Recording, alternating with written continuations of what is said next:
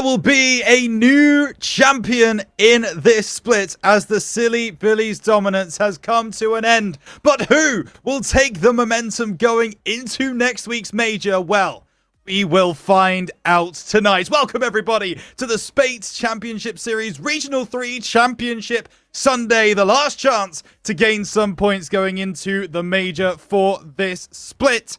It is that last chance, but we are going to talk about all of the games that are coming up this evening, as well as who we might think is going to be taking home those 16 points and that $180 prize. And to do that with me, you can see the wonderful people on my left.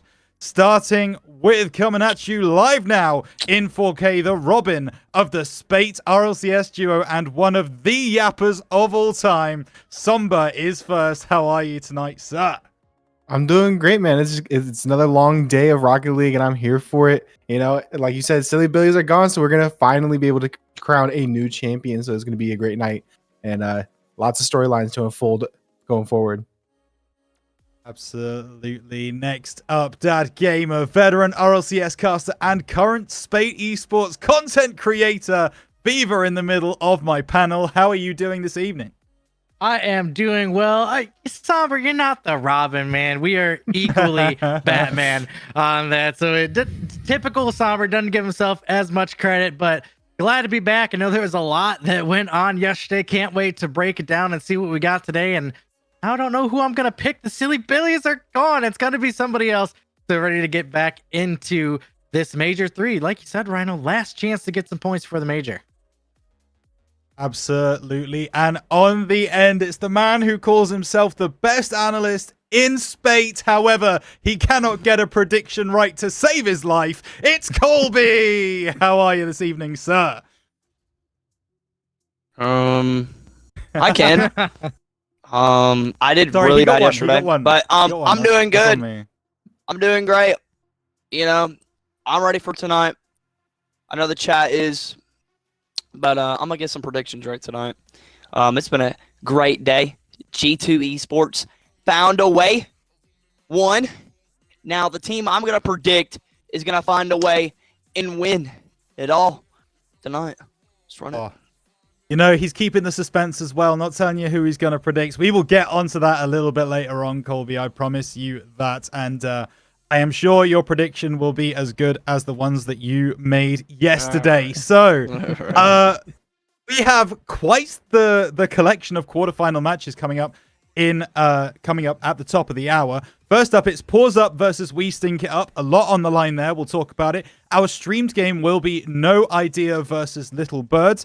Again, a lot on the line. And Pips versus Last Minute is our third quarterfinal to round it out. Of course, a quarterfinal consists of 4 games. However, Paddy Formula have unfortunately had to forfeit today. Their players will not be around. So Pirates on a Bot are automatically through to those semi-finals to play the victors of Pips and Last Minute. However, it is worth mentioning that Paddy Formula are already qualified to that major. So we are guaranteed to see them next week. So let's have a little look at some of these games. And the first one I want to bring up is Pause Up versus We Stink It Up.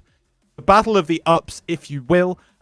Pause Up already through to that major, already got that locked in. However, Somber, We Stink It Up need a lot to go right for them tonight in order to make it to next week. Yeah, I mean, they need everything to go right for them, basically. And you know, I know Pirates on a Bot and Little Birds are hoping that this is not going to be in their plans, that it's not going to be in control of We Stink It Up to decide their fate on if they make the major or not. But they're going to have a very tough round 1 opponent going up against a team that has already qualified for the major, a team that is 2nd overall in points. You're going to need to have everything in this match and for the rest of the night to go right for you. But, you know, any given Sunday, anything can happen. They got the roster to do so, and it's going to be an interesting round 1 for them. Yeah, any given Sunday. Beaver, just want to bring up this question really quick. Do you think it's almost a benefit, or do you think it's a bit of a curse for We Stink It Up to go against a team that has already qualified for that major? Do you think maybe it will be kind of, they might not care as much, they might not play well, or, I mean, Pause Up are a fantastic team in their own right. Where do you kind of sit on that debate? I think it's still unfortunate for them for sure. I mean, obviously getting into the top 8, as Somber said, any given Sunday. But if you're Pause Up, you want as much momentum as you can to go into that major. And the big dogs are already out. If you want to call the big dogs, I mean, back-to-back regional 1 and 2 winners, Silly Billies, aren't around. So on paper, this is the best opportunity that Pause Up has had to get first place points and, of course, take that first place prize.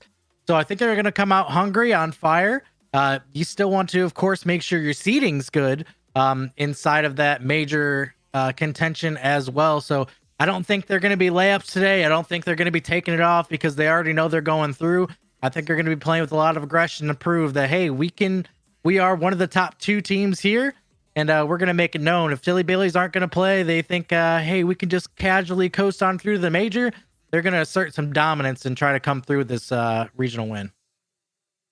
Yeah, it's a really good point to make, Colby, actually, because these seedings are super important, right?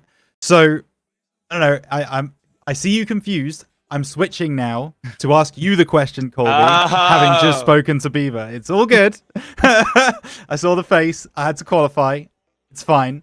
But yes, Colby specifically, seeding is a huge part of the major and could even decide the tournament next week, couldn't it? Yes. It depends on the team, though. Nah. Nah. You think they're gonna do it whichever way it happens, don't you? Yeah, I feel like that's probably how it's gonna be, and I don't know. I think that's how it should be. Me personally, I do. I mean, but we'll see. Silly Billies have had a fantastic season. There's no doubt about that. So yeah, for sure. They've already won 2 championships or regional championships. You know, they took a break this weekend because they already qualified. You know, they're like, whatever. We'll go on and win the major. So, we'll see. I mean, they're only 3 points behind, right? I mean, when we're talking about, last minute, versus pause up. I mean, a first place finish for last min. I mean, it's obviously going to take a lot for them to get through that bottom part of the bracket, but they could potentially jump up into that number 2 seed. And if, pause up goes into that 3rd spot, they're going to have to play Silly Billies before the grand final. So it's, again, they can't just pack it up here. They have plenty to play for still. And I feel like Pirates on the Bot, there's so much pressure on them because they have to win or get top 2 to be really close to the major. Because I'm pretty sure there was a handout that came out yesterday. They can finish 3 and 4th or top 4. And I think We Stink It Up has to lose. Something like that. I don't know. They got a lot of pressure, though. And it's pretty much you got to win or get second. And if you don't, you got to pray that We Stink It Up. It doesn't do good, so. Yeah, absolutely. And to be fair, this is all based on what happened yesterday. So let's take a look at some of the action, as I say, that took place yesterday. There is a lot to go through, and these are a couple of plays that I personally have picked out from yesterday, the top 5 plays of yesterday's stream. We've seen a couple goals here and there, but right now, starting with some Little Birds versus Pirates on a Bot action. I mean, this is a great passing play straight in. Knighter finishes it off, but yeah, that pass is just nuts coming off that back wall, and it is wonderful. I'm going to ask Somber to take the next one, which will come live very, very soon. But for now, we just get to enjoy this one more time as Knighter finishes that one off. Pirates on a Bot go 2-0 up. Oh, one more time even. There we go. Yeah, that last clip, it just went to really show that team, the passing plays are absolutely immaculate. Dryden, they've been doing this all regional long. Just take it up the sidewall, clean little first touch, outplay over the second defender, and then just touch it over that last man. And it's just an absolutely elite play. Obi, take this one away. I mean, I had no voice this whole series. And, I mean, they were down 3-0. And Dryden, he played out of his mind and scored it. So, yeah, absolutely crazy. And then we've obviously got this last clip, I believe, as Spoods coming through. What a play this is off that sidewall, taking it past one. And it nestles into that bottom right-hand corner very nicely. 30 seconds left on the clock. I apologize. We did have one more. 6-0 Paddy Formula up. But that absolutely does not stop the bangers from going in. That redirect from Angel is absolutely gorgeous. But the boom, it has to be said as well, is really, really nice from Paddy Formula as well. The pass through and the go ahead goal. Some great clips from yesterday, and no doubt we will have some more great clips from today. Probably from this first game as well. No Idea versus Little Birds. It's a huge game coming up here, Somber. There's a lot on the line. I believe No Idea are already qualified, but Little Birds, they still have work to do. Yeah, they have a lot of work to do. They got to make it through this round, and it's not going to be. It's easier said than done, right? It's of course going to be easier said than done, but no idea. They have a real team behind them, but we've seen the ice before out of Little Birds. They've been able to come up in those big games, and this is definitely one of those big games, gigantic, if you will. Yeah, absolutely. And actually, to prove that point, I believe we have a bracket to show as well, just to back the point of how important this game is. So these are the games that we will have today. You can see the sides there. We are obviously talking about No Idea versus Little Birds in this first one. We just had a discussion also about Pause Up versus We Stink It Up. A lot on the line. We Stink It Up needing that win if they are to get anywhere near the major, but the dream isn't dead. They just need a few things to go their way on the other side. Pips versus Last Minute may be one of the highest rated games of the day. There are two top squads. Obviously, currently ranked 4 and 5 in the entirety of the SCS Split 1. So that game is going to go off.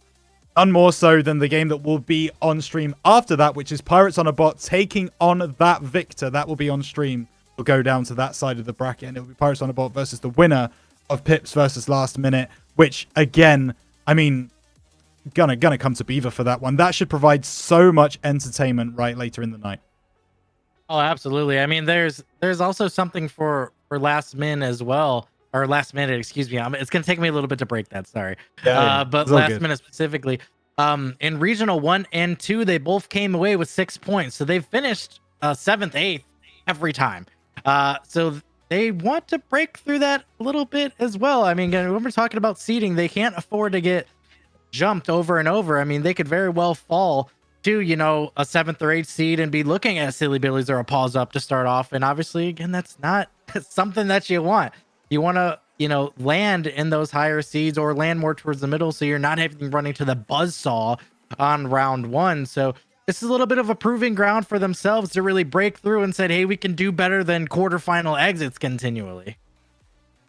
Yeah, absolutely. And it'll be very entertaining to see. So with that said, we've seen the brackets. So now I think it's time to bring in the panel's predictions. I want to know who you guys have winning Regional 3. Who is going to go all the way today? Now, I normally put in a caveat here that you cannot pick the same as someone else has picked. I'm not going to put that in today because I believe that we may have some differing opinions today, but we'll see if that's the case. Colby first.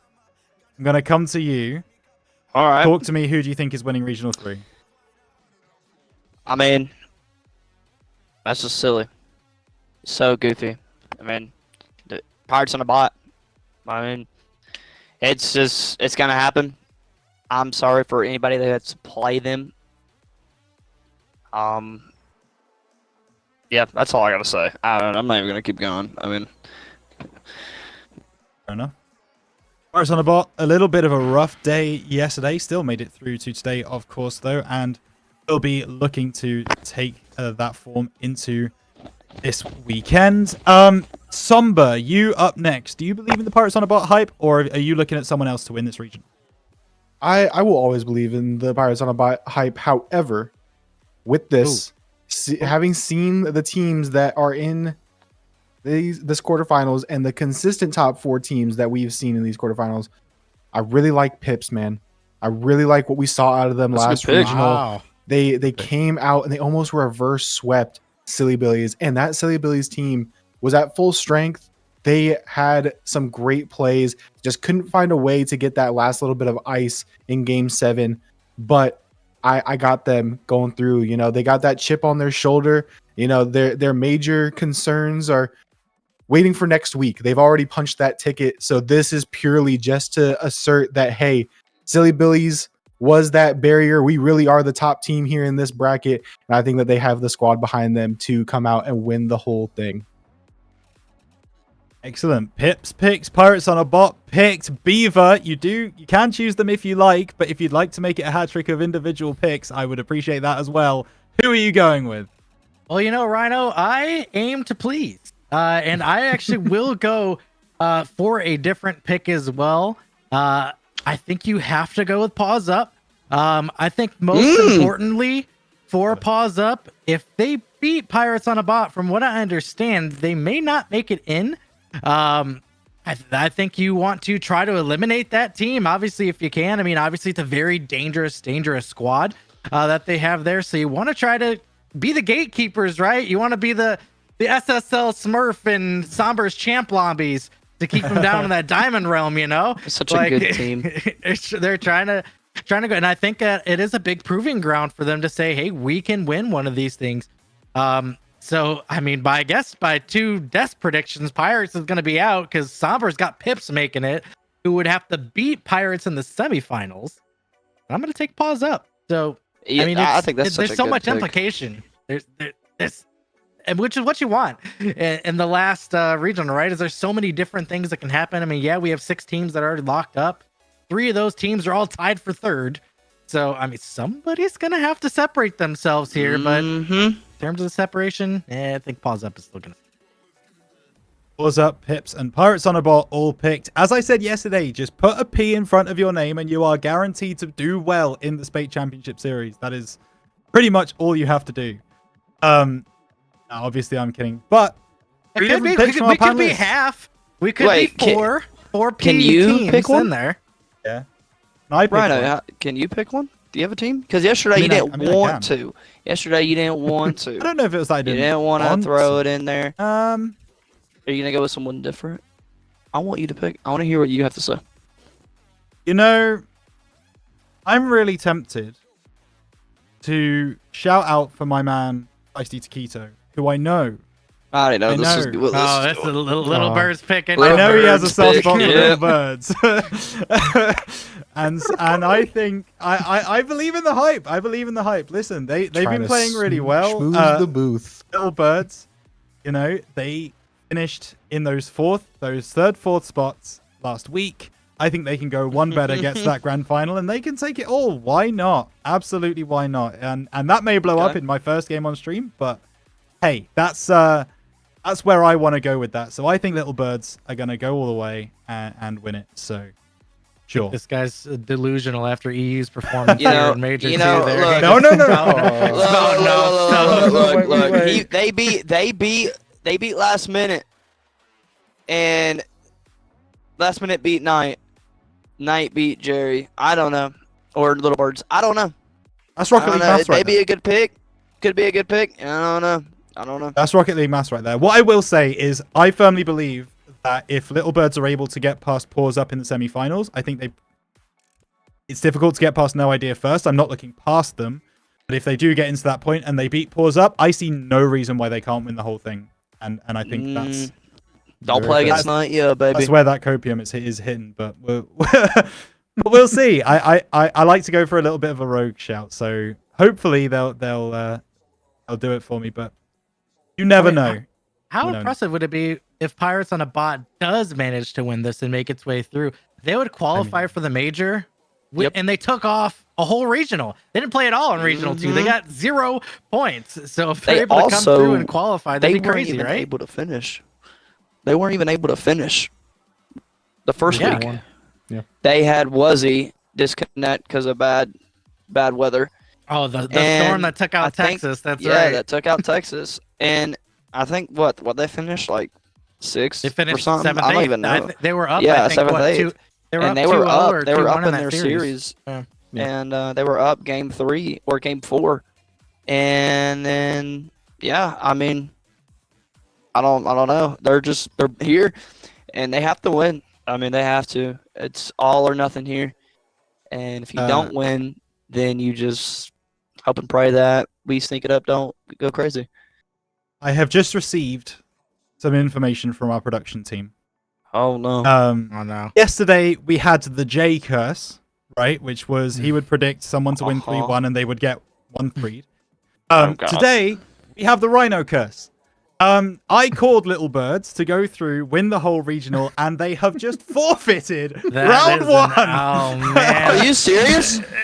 They idea. heard the caster curse and they were like, we don't want any part of it. No Jump in front of way. it. Oh, I'm upset. Feisty man. Taquito's upset. Everyone in chat is upset. They wanted to see this game, and unfortunately, They can't Wow. field a team. So, Yeah, we will instead be watching Pause Up versus We Stink It Up, which again could be the beginning of an absolutely massive Cinderella story. We Stink It Up have not played a single regional up to this point, and if they go ahead and win this one, well, they will qualify maybe for the major. They still need a couple of things to go right for themselves.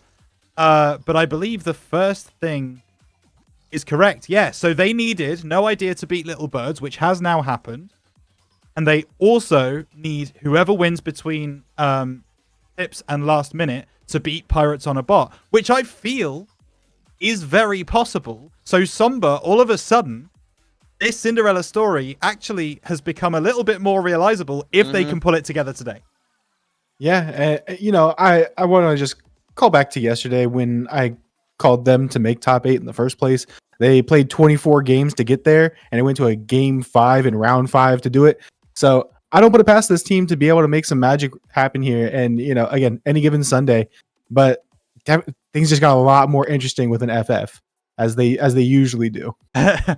As usually happens. Yeah, I mean, they're only on 6 points right now, and they could be looking at 16 by the time that this stream is done. I mean, Beaver, it's a long shot, but as we say, any given Sunday, anyone can win a single game of Rocket League. So what chance do you realistically give them in this championship Sunday? I mean, 10%. Okay. I mean, you still have to get past Pause Up. But I mean, that's just it is any given. We're only still playing best of 5s. I mean, you get something going your way. Nope. Sorry, best of 7s. I lied. All right, 5% chance now. Okay. They actually, and that's a natural disaster. 5%. I would go with, but. It's just going to be so tough, but I mean, things could happen. This is a crazy game. We have seen a lot of overtime, I will say, in the SCS, especially when we get to these quarterfinal matches. We don't generally see a lot of blowouts. I mean, again, to make past or to get into top 8, you got to beat some really good teams to get there. So it's not a matter of can these teams ball. They can ball. If they couldn't ball, they wouldn't be in the top 8, right? So I mean, there's a chance. I don't think it's a big chance, but hey, NCAA tournament, 16 seeds beat 1 seeds. It happened to my Purdue Boilermakers, so that's an L for me. It happens, but there's a chance. Any time you can go on the pitch and have one bounce go your way, it's a possibility. There's a possibility. So Colby, gonna come to you. Pause Up versus We Stink It Up. I need a series prediction from you. A chance for redemption, if you like, from yesterday. Where do you see this game going? Give me a full series score. It's so hard. I don't think we watched them yesterday. I'm pretty sure we didn't. Yeah, I don't think we did. I don't know anything about them. I know about Pause Up, though. Pause Up, Taco, Stash, Slayer, and Duckworth. I casted them a few times, and they're great. They are great. But we'll see. They got Wrecker, I think Z, and who else? Furion, right? Furion, that's right, yeah. Furion, yes. So I really don't know, but I mean, Pause Up in 4. Wow. That's the international squad team. That's let us a lot of yap for a sweep. I mean, if I don't, that's what I'm saying. If I spoke for 5 minutes and then was like sweep. But like, Close it could be sweep. a 4-1. It could be 4-1, but I don't know how it's going to be because I haven't seen We Stink It Up play. No hate to them. I hope it's a great series. I hope it's classic. But they're playing against a really good team. And, yeah, I'm going 4-1 or 4-0. I'm going to go with a sweep. I'm sorry. Okay, Colby's gone for a sweep, and we are now going to start getting ourselves into the game. Pause Up Slayer, Taco, and Duckworth taking on We Sync It Up of Rika, Varion, and Jiro. A lot on the line here in this quarterfinals. One will go through to those semis. The other will be out of this regional. It will be your casters of for Feisty Taquito and Fresh to take you through it. We'll see you on the other side. After the longest day in Rocket League history for We Stink It Up, having every single one of their matches go to a Game 5, they somehow managed to find a way to squeak through into Championship Sunday. And Taquito, man, they are now on the field in front of us. We did not get to see them play yesterday, but man, I'm betting we missed a lot of really great Rocket League. I mean, you can't just not talk about the other team we didn't get to see yesterday either. We did not get to see Paws Up. We didn't get to see either of these teams on the stream. But today, we finally get that opportunity. Slayer has been dying to get some film, to get something to look back on. And what a match to do so in. It is Paws Up taking on We Stink It Up for our first game of this Championship Sunday. Fresh, I gotta ask, though, who do you think takes this series? It's going to be the same thing that I had told Rhino in the desk yesterday, was that We Stink It Up has the mentality to go the distance. They are an endurance team. They're going to be hard to wear down. However, Paws Up went 3-0 yesterday, and they just clapped everybody on the way through. So I mean, like, it's either gonna be a really close fought game, and We Stink It Up is gonna fight for their absolute lives, or Paws Up is just going to take it. I mean, I really hate to agree with Colby, like the next person, but I think it might be a clean sweep. I absolutely agree with you. I'm waiting for the. I'm waiting for this to get started right now. Okay, yeah, you beat me to it, or I beat you to it. I don't know. We were trying to get these guys on the pitch. 5 minutes on the clock. Starting our best of 7 quarterfinal here for the SCS playoff bracket regional 3. It's Paws Up. We Stink It Up, and it's me, your boy Taquito, and Fresh on the mic. We are got 2 up teams here. One of them is going down. Only one advances to semis, and I believe Paws Up already getting started with a little bit of offensive flair, kind of trying to make something happen. Duckworth got a breakaway. He's got boost, but he can't quite reach it. His fire run's there to knock it away. Taking it down to the midfield as We Stink It Up. They knock it out. Gets taken away by Paws Up, and that's going to be a tongue twister all night long. Man, I'm just sitting here thinking about all the team names and player names and everything that we've got to say that we're probably going to fumble over constantly tonight. But one thing I do know is that out of every tongue twister on the pitch, I guess the easiest name to probably say is Taco Stash, right? It's the closest one for me. I got that one down. But as for everyone else, man, I'm with you. It's going to be impossible to figure out all these names on the fly. What I'm still trying to figure out, though, is who's really got the offense. I've seen nothing threatening at all towards either one of these nets. It's like we're playing the battle of the midfield menaces, but all 6 players are playing the midfield menace. Well, from my understanding, these teams have not played before. So game 1 is really going to be a slower pace. Teams are going to play a lot more careful, a lot more reserved. They're going to try and feel each other out because you don't want to play too risky, too aggressive, and go down a couple goals right off the bat. But Paws Up is looking for something really early on. We Stink It Up, playing patient, choosing their wits about them, trying to stay in control of the ball, but not play super fancy, not play super risky either. They're just kind of waiting and seeing what happens on the other side of the field to kind of play out, which is very smart if you're them. They know this team went 3-0 yesterday. They're going into this with the right mentality. Like I said, they've got the energy to go the distance. It's all a matter of how they're going to handle it. Even having the energy, you've got to play the long series against a team, like you said, that went 3 and out yesterday. Paws Up. 100% feeling themselves through this bracket. They are one of the teams that I thought would go 3 and out, and I'm surprised that I actually got that right. I've been kind of low on the predictions, as it has been recently, considering our other match over there, Little Birds, my homies, my tried and true team that I thought was going to do something here in the bracket. They decided to take a little vacation. So hopefully Paws Up can be the team that goes through. This is going to be my second pick. This is the one team that I kind of want to see make it all the way through to at least the finals. But of course, we can't ignore the fact that they've got an opponent coming from the round 5 yesterday.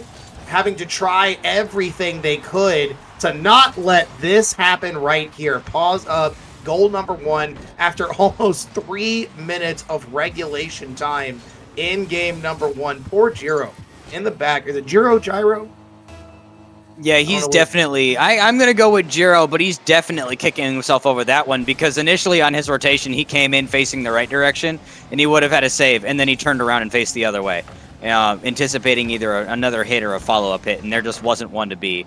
But needless to say, having only conceded 1 goal in the first 3 minutes to a team that went 3 and out yesterday, and we stink it up, by the way, in the Swiss stage, is 12-12. They are breaking even. They are barely even here, but they're already putting up a massive fight, and they came ready. They showed up ready to play, and I am absolutely loving everything that I'm seeing so far as just their overall kind of confidence, but I'm not really loving that. Oh, as soon as you speak, too.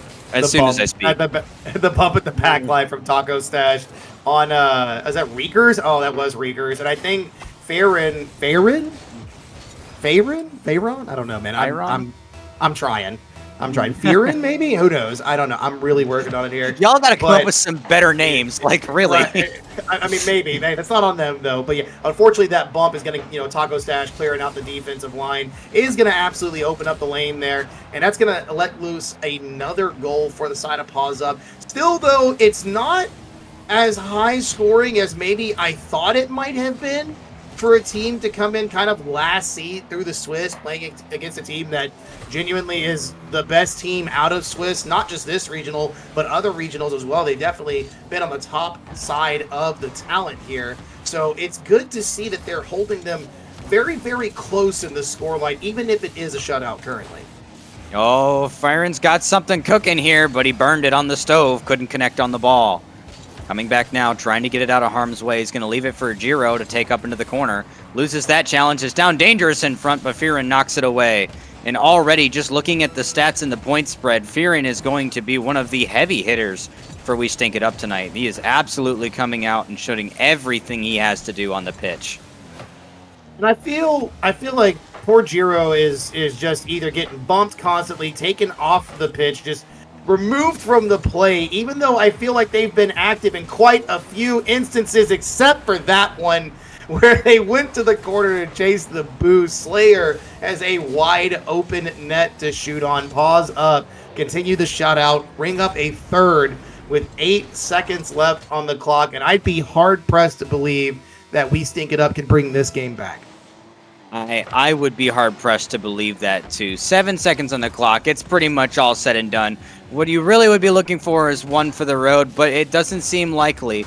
Not with a touch like that down to the mid. They're going to drop that and fall down. But, I mean, this is kind of the way that we expected this to go. This is exactly how we really were expecting things to go. You've got the number 8 seed versus the number 1 seed. However, I will give them credit. It is a lot closer than I thought it was going to be. Firen really showed up and absolutely was getting those early challenges, getting those quick plays, getting the quick clears that he needed to be, and they weren't letting Pause Up boost starve them as bad as I thought was going to happen. All in all, I'm pleasantly impressed that I genuinely think that if they pull together and they kind of work around the situation that they're in, I think that they have the mentality to do this. They showed up ready to play. That's pretty clear, but I think it's possible. It's just, you got to look at the offense you're playing against. This Pause Up squad, again, is just always on the top side of talent. And it's going to be a tough squad to face against, especially knowing that, I mean, you played a ton of games yesterday. Your Saturday night was extremely long. You're trying to make your Sunday night just as long. Unfortunately, you've got to run into one of the best teams that are shooting for a chance at the major, just like yourself. Pause Up taking game number 1 here in this best of 7 is a good sign for them, but We Stink It Up. Start smelling better. We're trying to smell the roses. We don't want to smell the stink.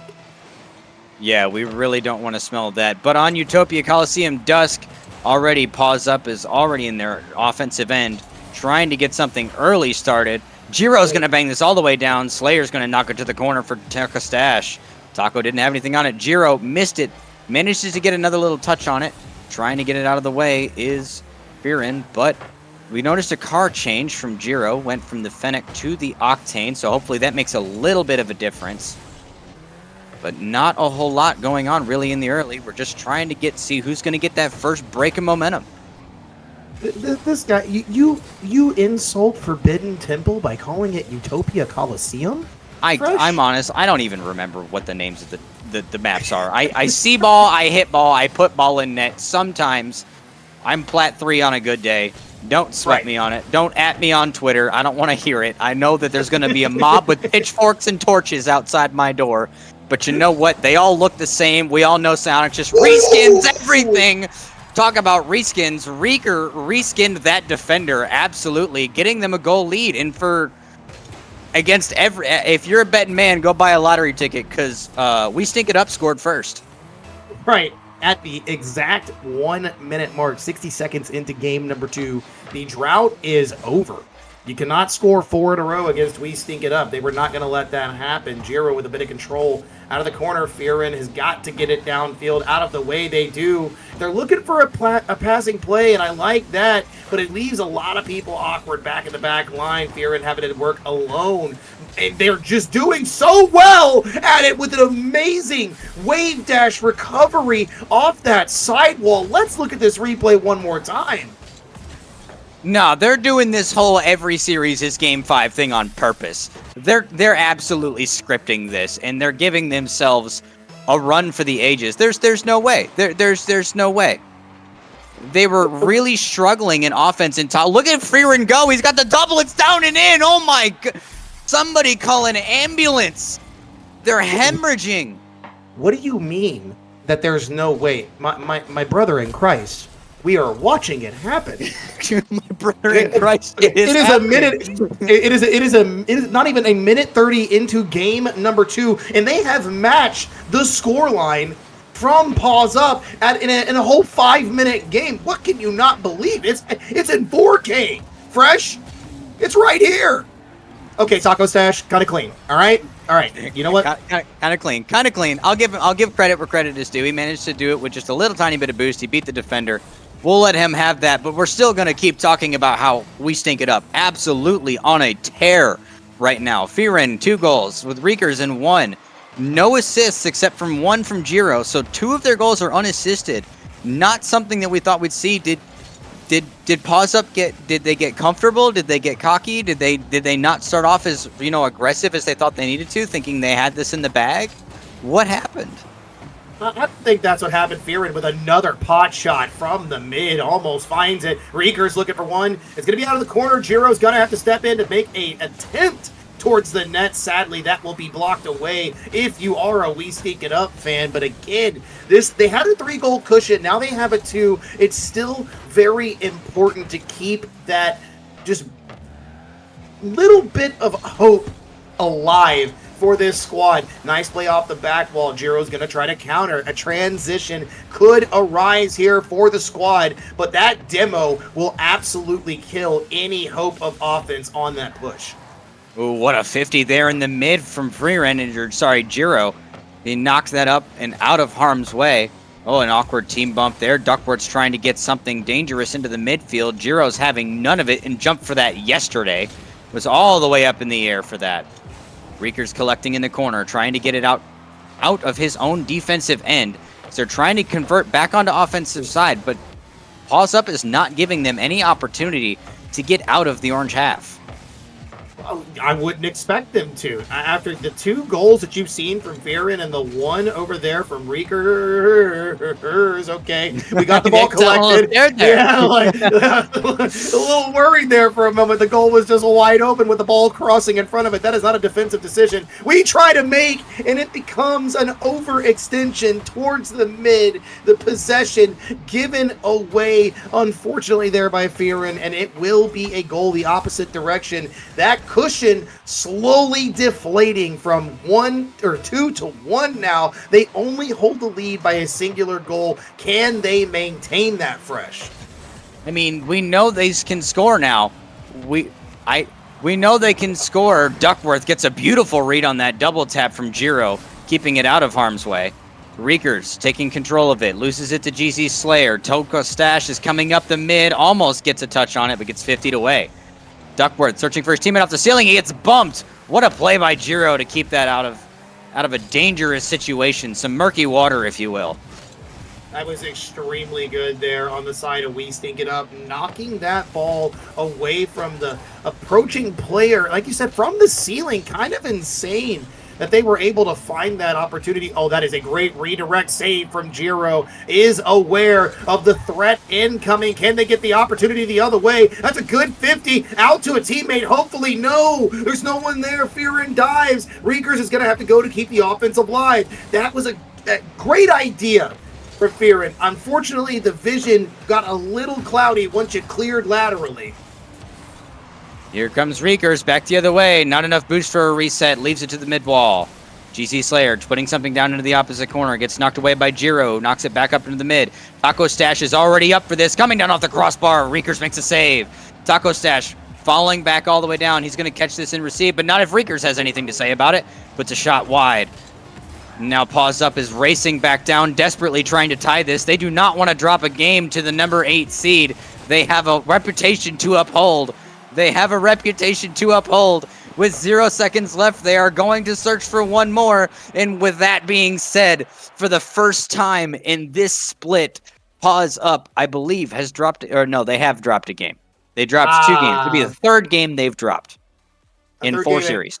I was going to say, in 4 series, they have dropped 3 games. That's crazy.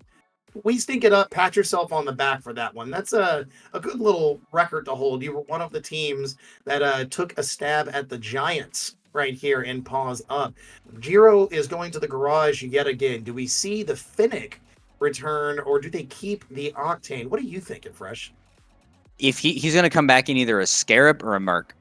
You're out of your... That's the only reason you change from the Octane or the Fennec in a competition like this. You are memeing, you are trolling. Where's Rhino? Rhino, help me out. What are we doing here? Get the host back in here. What the heck is this? Yeah, get the host back in here. What is going on? No. What are we doing? No. Okay, you're basically telling me Jiro is Justin, right? Justin Merck. Do we not remember when he busted that out in our Oh yeah, I remember very well when Justin busted out the Merc. And you know what? Justin was one of the greatest players of that era.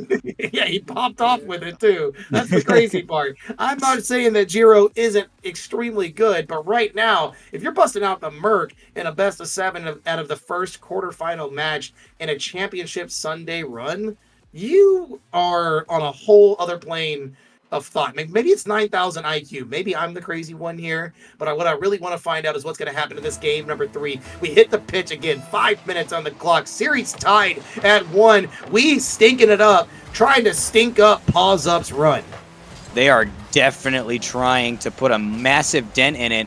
That one game that they dropped definitely is going to leave a scar. That backflip was almost dirty. Taco, I'll give you credit where credit is due. Whoop, there he goes. Didn't hit the ball, missed that. He's going to clip that and make his friends watch it again later. Taco desperately trying to dribble this in the air. Gets a really good 50, pops it up high. GZ Slayer's off the backboard looking for the double.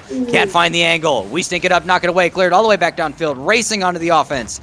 Desperately trying to get an early goal here because that seems to be what worked for them best, is to catch Pause Up off guard early. Reekers has a full tank and a lot of air, but he gets dunked early. Fearin and on an awkward double commit, you got to be communicating on those. You don't want to be doing that this early in the series. Good bump in the net, but unfortunately Slayer cannot get the ball towards a shooting opportunity right there. Taco Stash has done well so far in this series to bump out the back line. I'm enjoying that from the side of Pause Up. There was another good shot there for Fearin. The long shot downfield, the pass trying to be received. Some might call it an immaculate reception. Shout out my NFL fans. But it is going to just dissolve as the ball floats back into the orange, where we continue to kind of see this team have to play from. They always seem to play from the back foot. They only seem to play from the back foot, but they are good at it. Look at Jiro there with the early challenge, and the demo from Taco Stash is going to squash a lot of the hope, but not really. Looking for a teammate. He's there, but it's a little high. It goes off the backboard. Jiro manages to keep it in possession on the offense. Another shot comes down, blocked by Slayer. Comes back in, Fearin pops it back mid, but nobody's there to receive. And we stink it up, losing that offensive opportunity, managing to convert a lot of that time. They wasted almost 2 minutes on offense in its entirety. Good save by Reekers. He's desperately trying to get back in front of it, keep that out of harm's way. Another save knocked away, even though there wasn't credit for it. I see you, Jiro, keeping that out of a dangerous territory. And Fearin puts one in. That is not what you want to see on defense. The waterfall touch normally in favor of the person who gets it, but when you've got an opposing team member approaching you, no boost, what's Fearin to do? They just have to send the house at the play, throw your car at it, get a touch. Duckworth now trying to get something on kickoff, and Reekers almost gets sauced at the goal line by somebody with literally no boost. If that was me, honestly, I might have just left the match. Yeah, I might have just left the match right then and there. Like, I'm out. I'm cooked. I can see Pause Up is trying to ramp up and get little bits faster by faster. They're trying to get enough space and time to do what they're good at, which is their aerial plays, their connecting passes, the demos. But Pause Up, or We Stink It Up, came prepared. They were ready for this. They were ready for that shot. They're ready for this pass. No, they're not. Never mind. I take that back. All the way back down the other end, off the crossbar and in. That whole call. I'm building it up. We've got a finale. This is gonna be great. Okay, never mind. I'm pretty good at keeping up with the plays. That's why I love my play-by-plays. I hear it, man. I hear it. Game is tied at 1 in less than 2 minutes. I think that's what I like most about this match so far as well. Consistency, Fresh. We have seen consistency in the fact that these guys don't score early on. Neither team has scored sooner than the first minute of gameplay, and that will be a beautiful challenge from Taco Stash, who did. Slayer got the challenge. Did it go off of Taco Stash's car? Like what? Yes. Okay. That did go off of Jiro's car. Unfortunately, you hate to see it, but now We Stink It Up is back down by 1. Pause Up took that last loss personally. They took that personally. They were not letting that go. Oh, a shot off the ceiling. Oh, it's off the crossbar. Can't quite find the corner. Jiro can't connect. Freerun is racing back to keep this in possession. Moves it to the corner. Rieger beats 2. Bounce off the wall. Boost is stolen. Doesn't need it. Boost, never heard of her. GZ Slayer knocks it away. The ball's open in front. Freerun goes for the challenge, but unfortunately couldn't find a connection to put something on the net, or worse, in the back of the net. But a 50 leads us all the way back down to the other end. And desperately grappling at these balls are the teams trying to find something somewhere. I 100% agree. Someone is looking for the best sign of possession that they can possibly find out of the corner. Jiro, no boost. And again, this is something that this player, I feel, excels at. Truly, Jiro is always left with an empty tank, having to fight for their life on possession out of the corner. Does get a full tank of boost, is able to act on the play. Sadly, can't turn that redirect in. Taco Stash interrupting this attack. Beautiful control, no boost to continue to slam it home. It does not hit the back of the net. Duckworth looking for a teammate possibly. Reekers needs some help. Fearin tries to clear. Can we stink it up? Do it. They've got 15 seconds to figure it out. 15 seconds with a dream. Taco Stash gets a flick over 1. Gets it over 2. Jiro doesn't have any boost. Fearin tries to keep this up. GZ Slayer has control, looking to put this down. Races to the ground. Can't quite get it up in time. And Pause Up takes game 3. I'm surprised. It was a very close game too, for the fact that this is kind of a turning point in like a best of 5, best of 7 series. You are the team that goes up with a lead first when a game is always tied at the odd interval. So right now, Pause Up looking 2-1 in the series. The thing is, game 1 was a shutout. Game 2, I mean, We Stink It Up kind of did the same thing that y'all did to them in game 2, and now you've made this game extremely close for a team that was rated the best coming out of Swiss. in my I guess thought process here, maybe I need a little help. Fresh. What should be going through the minds of Pause Up? What should they be thinking about going into game number 4? They should not be taking this lightly. They may come in at the number 1 seed. They may have thought going into this that they had an easy first round. And after game 1, they might have continued to think that. But you've dropped a game and now had a 1-goal game where actually you were behind for a little bit. Now, this is not a team that can be taken lightly. And honestly, I'm a little surprised that We Stink It Up is coming in at the number 8 seed, having come through Swiss at the lowest slot possible. With the way that they're playing and the way they're keeping up and going blow for blow with Pause Up, you'd think that they'd be a higher seed.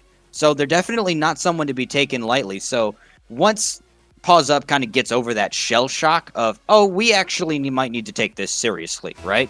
They're going to play their hearts out for this, to keep their run alive.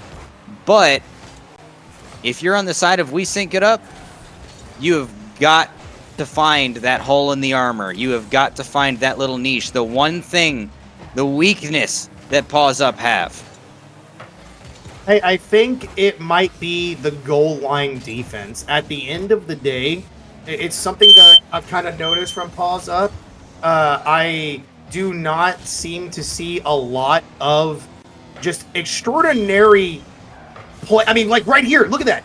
Slayer is getting absolutely challenged, looking for the second player to try to get through it. They aren't able to do so. They move the ball down the field. It's going to be possibly a counterattack here. Bumped at the net, but no one's there to clean it up. It goes the other direction. Beautiful pinch clear there. Firen unable to get back to it. Used all his boost, has nothing to get back with. What a save, Squishy from Jiro. Knocked it off the backboard, comes back down the other way. Duckworth puts it in. Jiro gets another save. Just absolutely clutch. Someone buy him a drink, because goodness, he is carrying this team on his back, at least in this moment, on the defensive side. And they move the ball away from the net. They finally do. Jiro with a clear. Slayer isn't getting the best clear of their own. Taco Stash does have to play this from their back wall. Can it happen? Oh, what a 50. Can Jiro get back? No. It's still offense on the side of Pause Up. It will only go as far as the mid. This team in blue is just insane when they've got control of the ball. It is an absolute heater of a match. These teams are neck and neck. The scoreline may not show it. The standings may not show it. But these teams are not to be, neither of these teams should be taken lightly. Jiro with the defense, now on offense, gets 50 to knocks it away. Reekers tries to recover it in the mid, but he can't quite get on it. Now he can. Can't get it over the second defender, however. And this offensive opportunity looking almost wasted as a double commit from Freerun and Jiro squashes that quickly. Again, can we kind of call to what's happening on the pitch? We're almost at halftime, and it's 0-0, my friend.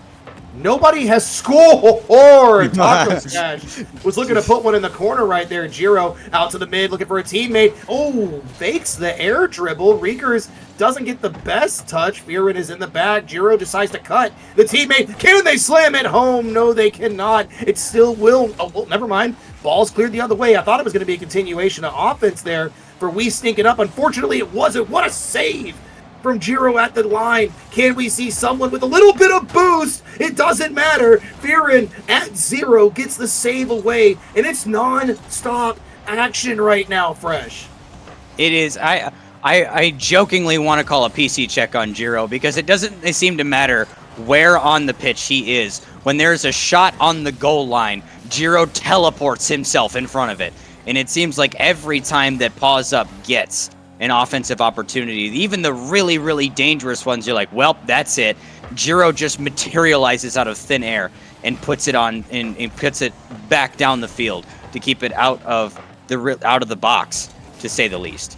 Just absolute brick wall in the back end, not letting Pause Up score. He's trying desperately, got something off the backboard here. Really good challenge there from Jiro. Again, Jiro fighting desperately, trying so hard to find an offensive opportunity, but unfortunately, boost over ball, and it cost him.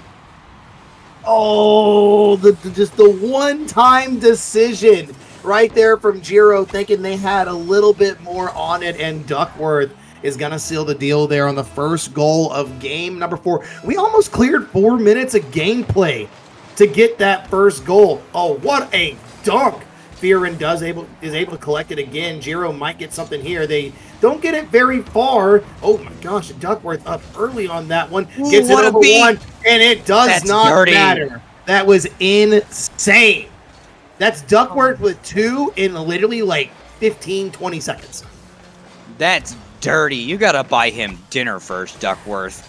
He was ready for that. He was waiting. He had his arms up and everything. He was like, uppies, I want. And he just got stolen from him on that extra touch when he got the ceiling reset. So props to Duckworth. An absolute beautiful goal.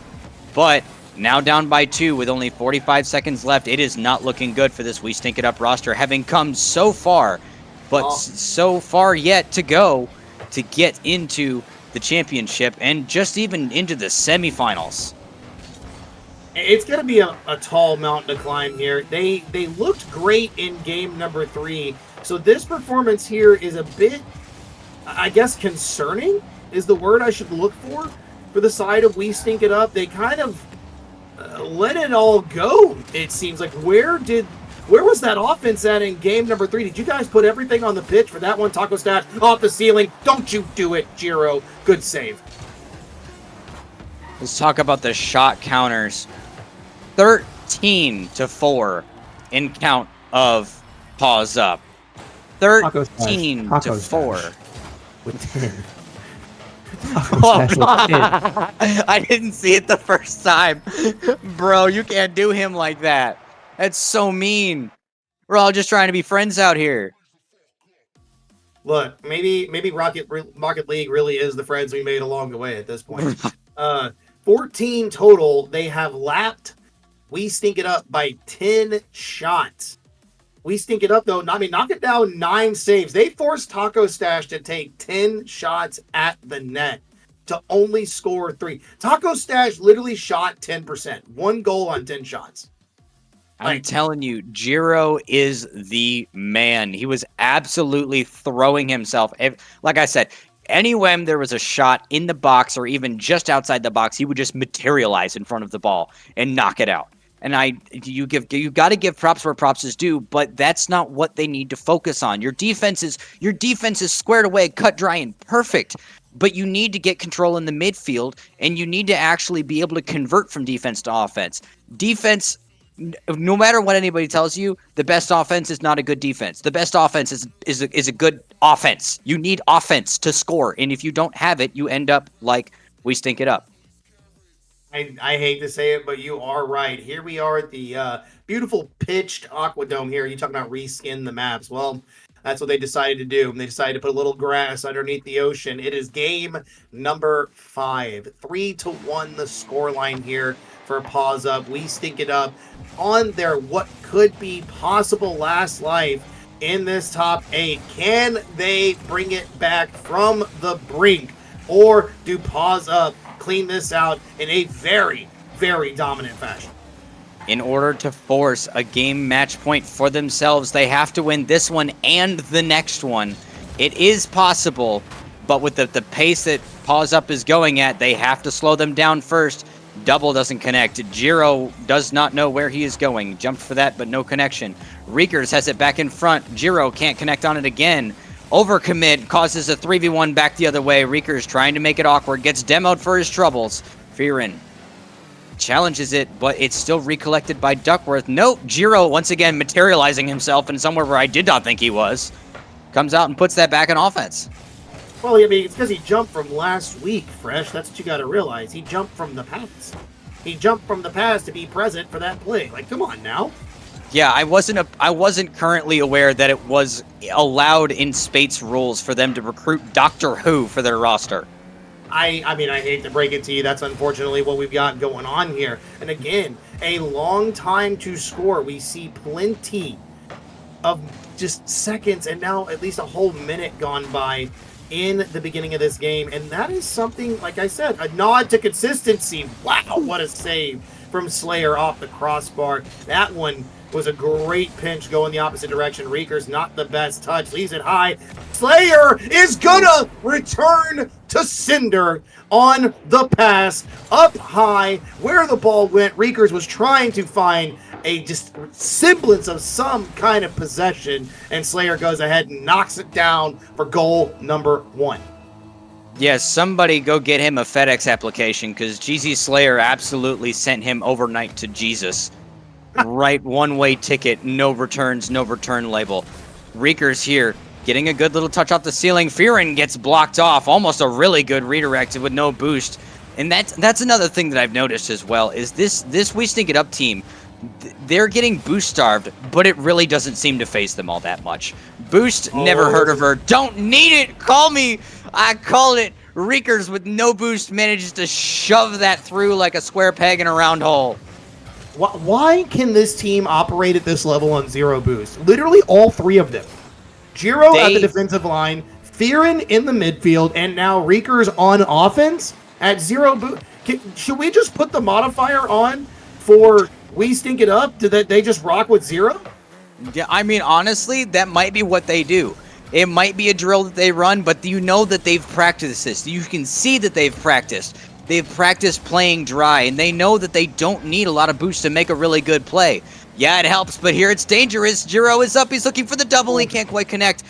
Freerin is there, over 2 and in, and We Stink It Up has reclaimed the lead. How? Through 2?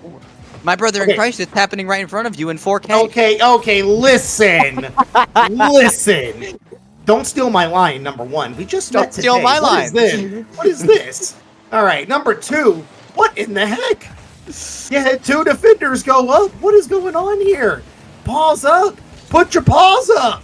Block the ball. You'd think it'd be in the name, but it is not in the playbook, let me tell you. That 50 going backwards off the backboard. Jiro's looking for Freeren's looking for somebody in the backfield. Reekers, can't quite connect off the ceiling, but it's in. Oh my goodness, Duckworth with the clutch save.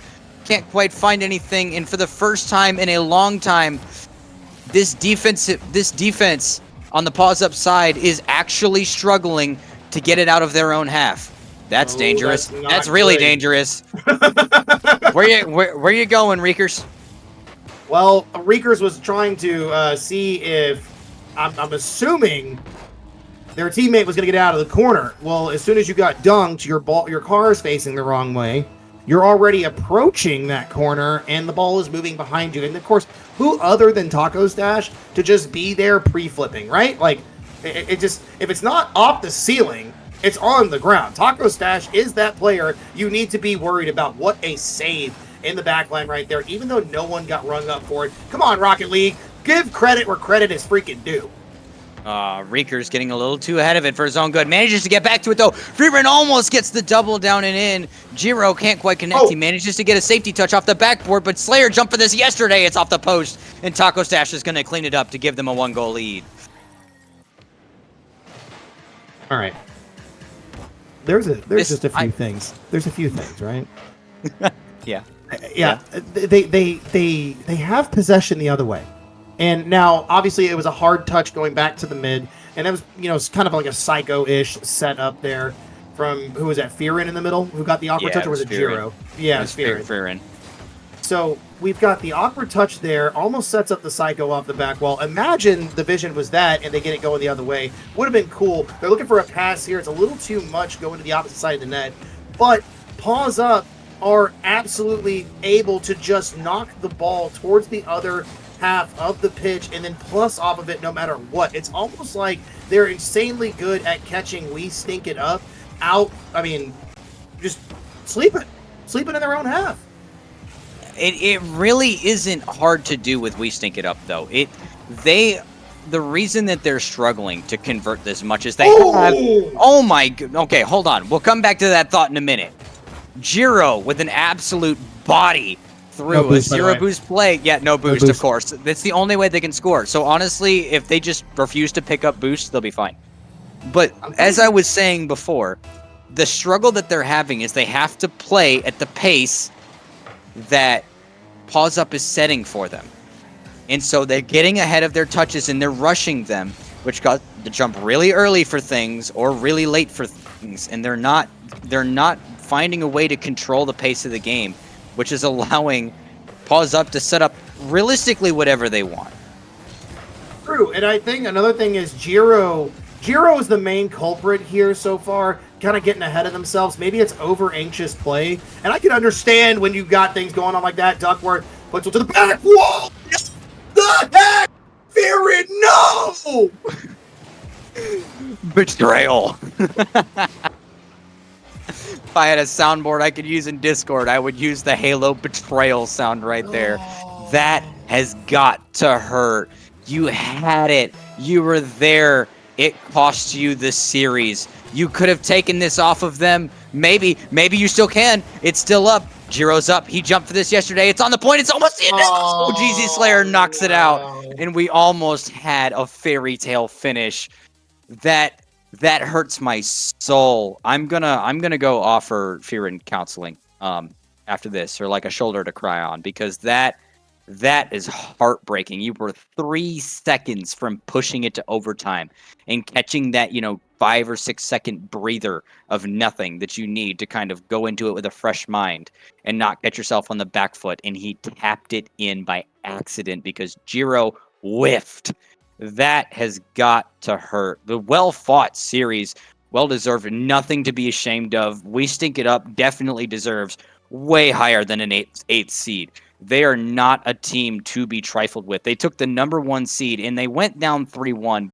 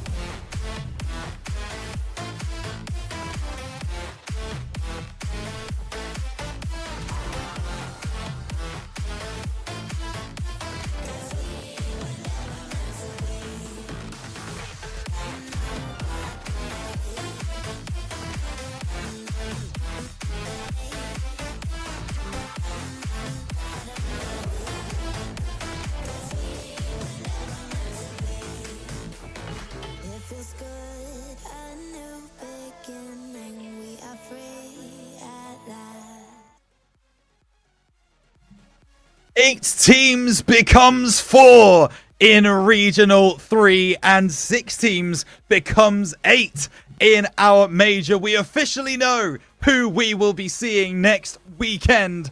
We do not know who will win this regional. Welcome back, everybody, to the Spate Championship Series for Regional 3 Championship Sunday.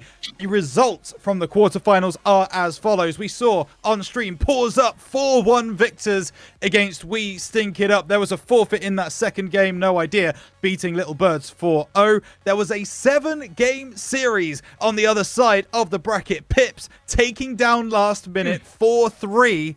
And Pirates on a bot, of course. Forfeit victory over Patty Formula.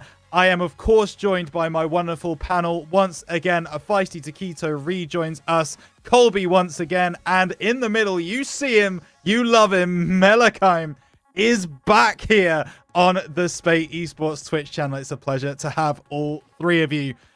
Let's talk about those games that happened in the quarterfinals then. Only 2 really took place. That Pause Up game was super exciting. Feisty Taquito, you were on the cast for it. I mean, it felt like on a different day that could have landed at We Stink It Up's door. It was... Yes. I'm not going to say no. Absolutely, yes. It could have landed at their door. However, I think the biggest thing was their ability to transfer from their defensive half to the offensive half and put it together the way they were in defense is a little lacking. And if they showed up in game 3, they showed up in game 2, almost showed up in game 3, and then almost showed up in game 5. So it just goes to kind of show you, like, you've got to be there on the pitch for every game. Pause Up 100% took advantage of that. That's why the victory was 4-1. Yeah, absolutely. And they do take it. And that sets up a very interesting game in the semifinals. We'll talk about that in a moment. But Mel, of course, joining the stream. Let's have a quick discussion about that 7-game series on the other side of the bracket, shall we? Pips for last minute 3. I mean, these are 2 teams that already knew they were through to next week. They were through to the major. It's our 3rd and 4th seeds in this regional, as well as being like the 3rd and 4th seed across the entirety of the Spate Championship Series. But they put on an absolute banger, and it's Pips who see it through. Does that give them momentum going into next week? Into next week, I don't think so, because me personally, I think that matchup was with Last Minute was a little bit too close. Obviously, Last Minute's a good team. Last Minute's always been a contender here, and of course have already qualified to the major as a top 8 seed, probably the number 7 or 6 seed. However, I am not completely confident in. Maybe I'm just discrediting Last Minute a little bit, because they did bring Pips to 7, and yesterday they upset Nightya's team, Nightya 11 and Heps Kid, which is arguably the best team in the entire bracket. So I'm not surprised that it went to Game 7.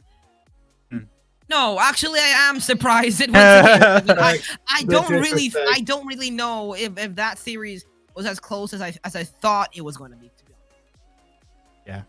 Well, it did go to Game 7. Pips and Last Minute showed they are very even when it comes to in the server. And hey, maybe there is a chance for them to butt heads again next week and provide some more magic, because what a game that would be. Colby, having a couple of issues with his camera, but he's still with us here on the panel. I guarantee that. I mean... We now have our final 4 here for this regional. Pause Up, No Idea, Pips, and Pirates on a Boat. But that also means that we officially have our teams for the major next week. And it will, of course, be rounded out by Little Birds and Pirates on a Bot. They both confirm their places next week. So with that being said, Colby, does that take some pressure off the regional now that we know everything for the major? Or... is it super important that these teams still give 100%? Yeah, a lot of pressure has been taken off their backs. You know, they were trying to fight for a spot, and, you know, it's a lot of pressure to do that because you got to win. I mean, you can't take any losses. I mean, you won't qualify at the end of the day. But I think they do want to win, though. I think, you know, Pirates on a Bot, you know, they don't want to just relax now. They want to get this bag. I think it's 180, I'm pretty sure. Yep. And they want to be regional 3 champs. So yeah, no, don't hold back. You know, you want to do your best. You know, because seeding does matter. You know, so we'll see.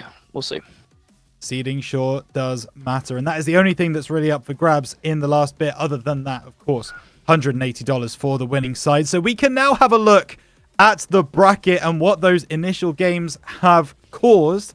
Let's see where we find ourselves in regards to those semi-finals. And you can see it there. Pause Up go through. No Idea go through. They will play each other in the non-streamed semi-final. However, the one that we are particularly concerned about is Pips versus Pirates on a Bot in that semi-final.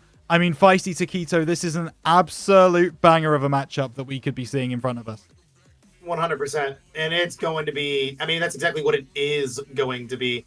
Pips, obviously, Pigeon Fast, Resident, amazing team. They have quite an immense amount of talent on that squad, and they're facing off against who we all know is one of the favorites here. Pirates on a Bot, Nightya, Lev, Heps. The squad is insane. So I believe Pigeon's team over in Pips is going to have a very tall task ahead of them, but that doesn't mean that they can't send it to at least a game 6 or 7. Yeah, absolutely. It should be very interesting. And we will look at the other side of the bracket as well. Pause Up versus No Idea. We just saw Pause Up take down We Stink It Up. And I mean, Bell, this is going to be also a fantastic game. 2 very high rated teams here in the SCS trying to get that grand final spot here in Regional 3. Who do you think has the leg up in that game? I personally do think it's No Idea, and something that I think has not been mentioned yet, as I think we do have a really good chance at seeing a rematch between Scythe and Pigeon. Scythe and Pigeon have been teammates throughout the entirety of the RLCS season. They split up in last regional. Me and Colby got to cast them in the semifinals. It was Scythe was playing with a different roster, but Pigeon with the exact same roster. Pigeon's team took that 4-1, but it was a really, really close series. 2 overtimes, and every goal was a 1-goal game. I think we have an opportunity to see a rematch between that matchup as well. But in this matchup between No Idea and Pause Up, I do think that No Idea has the leg up over Pause Up, because then again, Pause Up has shown consistency, but they're dropping games consistently throughout the entire season to teams that I really do not think they should be dropping games to, and no idea has that consistency that I think. Yeah, for sure. They are very consistent. There's no doubt about that. Colby, so we could have quite a big difference in these grand final matchups. And as we say, seeding is a huge part of this. Pause Up still there. They won't be able to beat Silly Billies, but they can guarantee themselves that second seed going into the major, which means they're on the opposite side of the bracket to the team that has been steamrolling SCS so far. How much of a benefit would that be to them in that major spot? Say that again. So, Pause Up are still in this regional, right? Yeah. If they go on to win it, they have guaranteed themselves second seeding at the major, which then means they're going to avoid Silly Billies right the way through until the grand final if they get there. How much of a benefit is that to them for next week if they get there? That's just good. You know, they're gonna have that lower bracket or that lower run down there, and they don't want to play Silly Billies. I can promise you that. They get a free little stretch, maybe ride into the sunset. But I wouldn't. It wouldn't shock me if they could upset it either. Anybody can. It's the part of the game. It's beautiful. Rock League's great. I think it benefits them a little bit though. But yeah, I mean, I think that'd be good for them. Yeah, absolutely. And looking at the lower end of the seeding as well, the only team left that can still gain points, who is kind of in those 5th to 8th spots right now, is Pirates on a Bot and Taquito. If they're able to get up to that kind of 5th seed spot, if No Idea were to lose and Pirates on a Bot go on to win the regional, whatever, they'll go up to that 5th seed. That is also a massive benefit to them, right? Because they should, in theory, get a slightly easier game in that first round.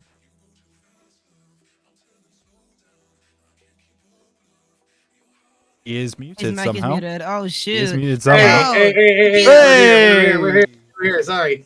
Looking at the top 8. I know the seeding isn't finished, but the little graphic that Gad so graciously gave us. If Pirates on a Bot move from 5th to the current 7th where they're sitting, I mean, that is wonderful. They go from playing Pause Up to playing where it is right now, Pips, which seems to be who they're playing right now. So this is a little precursor to what might happen. Again, seeding isn't done, but from the little graphic we had, it would just be a rematch. So maybe we're doing a little foreshadowing here. Yeah, run it back. Why not? That would be very interesting next week for sure. I mean, we won't 100% know where these seedings lie until we are finished with today's streams, and I am sure we will talk through those a little bit later on as well.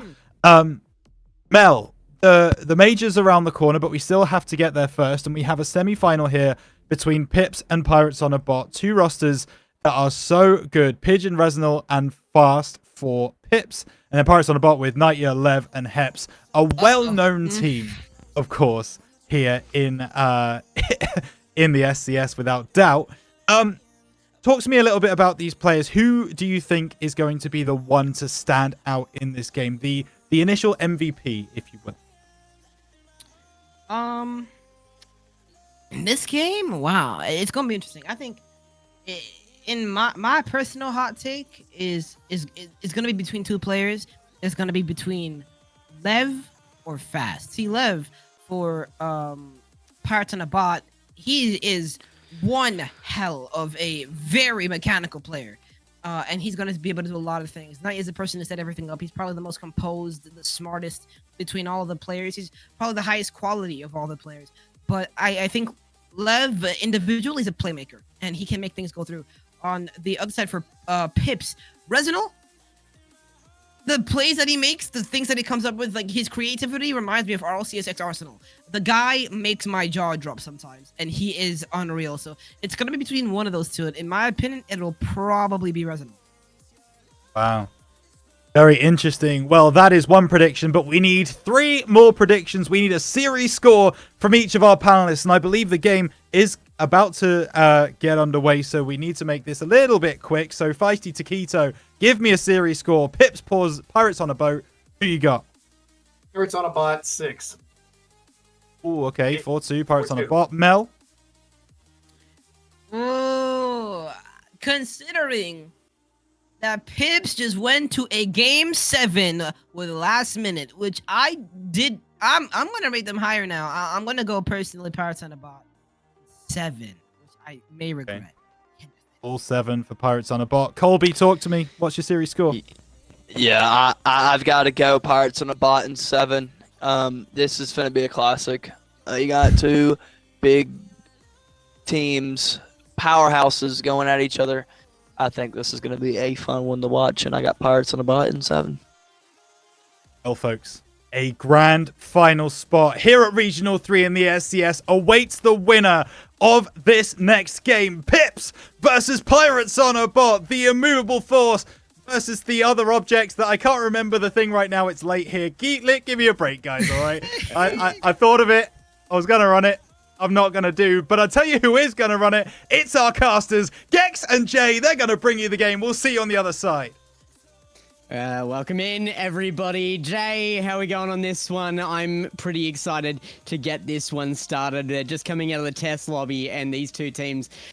there's been a lot of chat going on in preparation for this. There has been a lot, and I think this has been a big match to look forward to. You know, we see all the matches yesterday, a lot of unknown matches throughout Swiss, but looking at the bracket starting this morning, you know, you see the potential for this match to line up, and it's one of those matches that you want to see. It's one of those ones that you know it should be exciting unless something horribly goes wrong. So I'm definitely looking forward to what's about to unfold. Yeah, we've had some seriously good runs through here. I think the other best of 7 up there, Pause Up, there's no idea, is going to be a fun one as well. Pause Up have had a pretty amazing run, but the desk made their bets. Where are you sitting on this one? Pips or Pirates on a boat? See, a bot, sorry, not a boat. Pirates on a bot. Yeah, you have to be careful with that. The A is missing here. Yeah. The desk was pretty unanimous for Pirates on a bot. And I almost just feel bad for Pips, but I believe in them, and I'm not just saying that because I want to split the desk. I'm saying that because they have the potential, and I think it's criminal that out of 3 people, because Rhino conveniently never gives his opinion, out of the 3 people that shared, I think it's crazy that Pips didn't get a single vote. So I'm going to give it to Pips in 7 personally. What about you, Gex? Pirates on a bot, it's so tempting. Just like bots have gotten so good recently. I trust in the bots. It's I think most of them have been banned at this point, so good work on dodging that. So Pirates on a bot, I think I'm gonna give it to them as well. Maybe I'm just a bit of a follower here, but yeah, 7 games as well. This is too close. Yeah, it seems like we all want the game 7, and you know, I'm cool with that. So being able to cast the full 7 games, you know, a sweep for the team is great because they're, you know, 4 games and out. But for the spectator, for the caster, let's throw those additional few games in there. Let's see what we can do. Let's get something excited. I told the players to join, and I think they ignored me. So I'm gonna politely ask them again if they'll get this match started, because I know that we on the desk and in the booth have been talking for a while, and that is not why everyone is here. Everyone's here to see some good Rocket League. It looks like the players finally listened and joined. Second time's the charm. Best of 7, game number 1 underway. All right, we're starting it off eventually here. I think the players were too keen on their banter beforehand, and our commands to start this thing off got lost in the mix, but we are certainly back in the mix now as Resinal. I think one of the big expectations here is on Resinal. You heard Mel call him out there earlier. Definitely going to be one to watch here. Takes control, almost gets the first one as well. It's right on top of the net, but gets directed away by Lev. I think that was there. Hep's going to follow it up. It's a huge commit from this blue side, but it looks like Pirates are not going to be able to score this one, but they get away with it. We've seen a good back and forth, 2 little exchanges on offense, but nothing to show for either. Now we find ourselves in the Pirates on a bot half. Lev going to be the first one out. Fast can't get the touch. A handoff to Knight. Resinal to the side. Lev trying to get the follow. Not a lot of boost. Pigeon Good carry out, has some space, running out of boost, reset, it's going to be on target. Fast up for the pre-jump. Knights is going to slow it down. Resinal up in the air, going for the soft drop, but it gets met by Lev, and we're seeing Pirates on a bot. They're having to play out of their own side now, but the heat up that we saw from Pips right there, it shows that they have a lot of potential, and that this series, they're here to play. I know Mel called out Resinal there, but my attention here is on Pigeon as well. One of the only players here I've got any depth of knowledge on whatsoever, so certainly was expecting good defense out from Pigeon, and it's already come through once. Heps is going to let this go high to the backboard, directed away by Fast. Cross net, and Pigeon will get a clear now. Lev going to start a second run on the net. Reset found, but put straight into a floating Pigeon. Seems like the plays that we've seen back and forth are equal up to this point. Knight finally going to push it through. We saw the little low boost flip reset attempt on both sides. Knight saying, okay, we're not done after that. We're going to keep going. Top shelf shot. Resinal almost there, but the shot was just placed a little too perfect. Pirates on a bot. They're going to strike first here, but there's still so much time left in the game. It's nice to have that momentum, but you can't stop there. The job is not done, as everyone's saying nowadays. There's still a lot of work to be done, not only in the series, but even in just this game number 1. Certainly can't park the bus, and definitely not in game number 1. You've got to come out the gates hot. I think that's one of the problems for the low-ranking RLCS teams right now as well, is just getting out the gates, coming into game 1 strongly. You see so many of these teams kind of pick up as the series go on and come out of the gates slow, but this is exactly what you want to see, is Pirates on a bot here, just getting some good shots on. The power on that last shot, good. Lev trying to set up another for this blue side here. And it's going to be Pips to take it away from them. Back to center. Great work by Heps there, but just defense being solid. Yeah, we're seeing a good defensive pickup, but we're going to need to see some transition soon, as the low boost dives on defense, they can't last forever. Knight looking for Lev on a back pass, going to get intercepted by Pigeon. Another low boost flip reset. That one's going to sneak its way in, and the equalizer coming out from Pigeon is just phenomenal. Second reset from Pigeon put on target, and this time it makes its way in and well on target too. Really targeted that right-hand side of the net to try and get the best placement possible on that, and did find it 1-1, and Pigeon showing exactly why it should be. What a great answer for that deficit. Now it's a big question of, are Pips going to be able to continue to work off of that? Yeah, that was a solo play from Pigeon, but the momentum that it brings for the whole team is there. Are they going to be able to take advantage of it? Knight, double tap off the corner. It's going to go middle. No one there for a follow-up, though. Heps try to get to it fast. Good double touch following on it. Heps can't get the touch. It's just going to be sneaking towards the net. Knight can't get it, and Pigeon is going to be the one to clear that out. Lev right back into the midfield. Knight gets a touch looking for Heps. Heps does get the follow-up. Back to Lev. Leaves it for Heps. It's right in the middle. Resinal gets a touch out. They're fighting to keep this ball in the box, but Pigeon and Resinal working to get that out fast. Looking to get involved. Lev, touch to the corner. Intercepted by Fast. Just trying to take it away from Pirates on a bot. Finally, we see the ball back into the blue half, as that defense holding up from Pips is absolutely phenomenal. Pirates on a bot are just creating chaos on field as well. That last one, so risky. Huge demo chase on the first that caused a whiff, and then straight off the bat, putting on the demos to try and keep that opening. That didn't quite make it through, but now they might have just prompted it out of Pips as well here. Firing back. It's going to come back towards that side again. Pigeon now on for the chase. Maybe a double commit into that corner, though. Pigeon's gone out wide to try and reposition for this, and does get there in the long run. Pass down from Fast. Pigeon up off the backboard. It's a long clear, but it's straight to Resinal. Can he get the backboard? No, put away. Pigeon, final 10 seconds. Solo play up, gets a dunk on Knight. Running out of boost. Might have a touch. Lev does meet for the 50 Fast. Put it right back in the middle. Resinal trying to keep it relevant. Puts it center. Pigeon doesn't have a lot of boost to work with, and that one's going to touch down. Game number 1, if this isn't indicative of what we thought the series would be, I don't know what is. We already have overtime here. Yeah, close in game 1. Not expecting any different from the series. Pigeon now And actually pinch away there. Fast will get there first, living up to the name. He's going to come off ceiling for this, but no boost to work with there. A risky prospect. Pigeon's got to leave this to bounce before he takes it high. Good control here. Might be able to use Knight to get that a little further, but Lev reads it. Now, right in front of net, shot on above the bar, but it was a double commit on the defense, and Fast is left with no boost. Reznor can get there, but now the team is drained. They need to get back on target. Reznor has the boost, but the 50 keeps it in play. Pigeon, a redirect, so crucial. Now back to the backboard of that blue side, and an attack goes on for Pips. Pips holding the line strong, but they couldn't do it forever. Knight's going to be the champion for Pirates on a Bot to carry it out. Past middle, Heps closest to it, but doesn't have a lot of boost. Knight full in the back to pick up the clear from Pips. Pigeon trying to take away possession. Heps gets a pick up pass fast. Reznol is back, has a full tank of boost, just needs a solid touch, gets it up with Lev in the air. Battle of full boost tanks.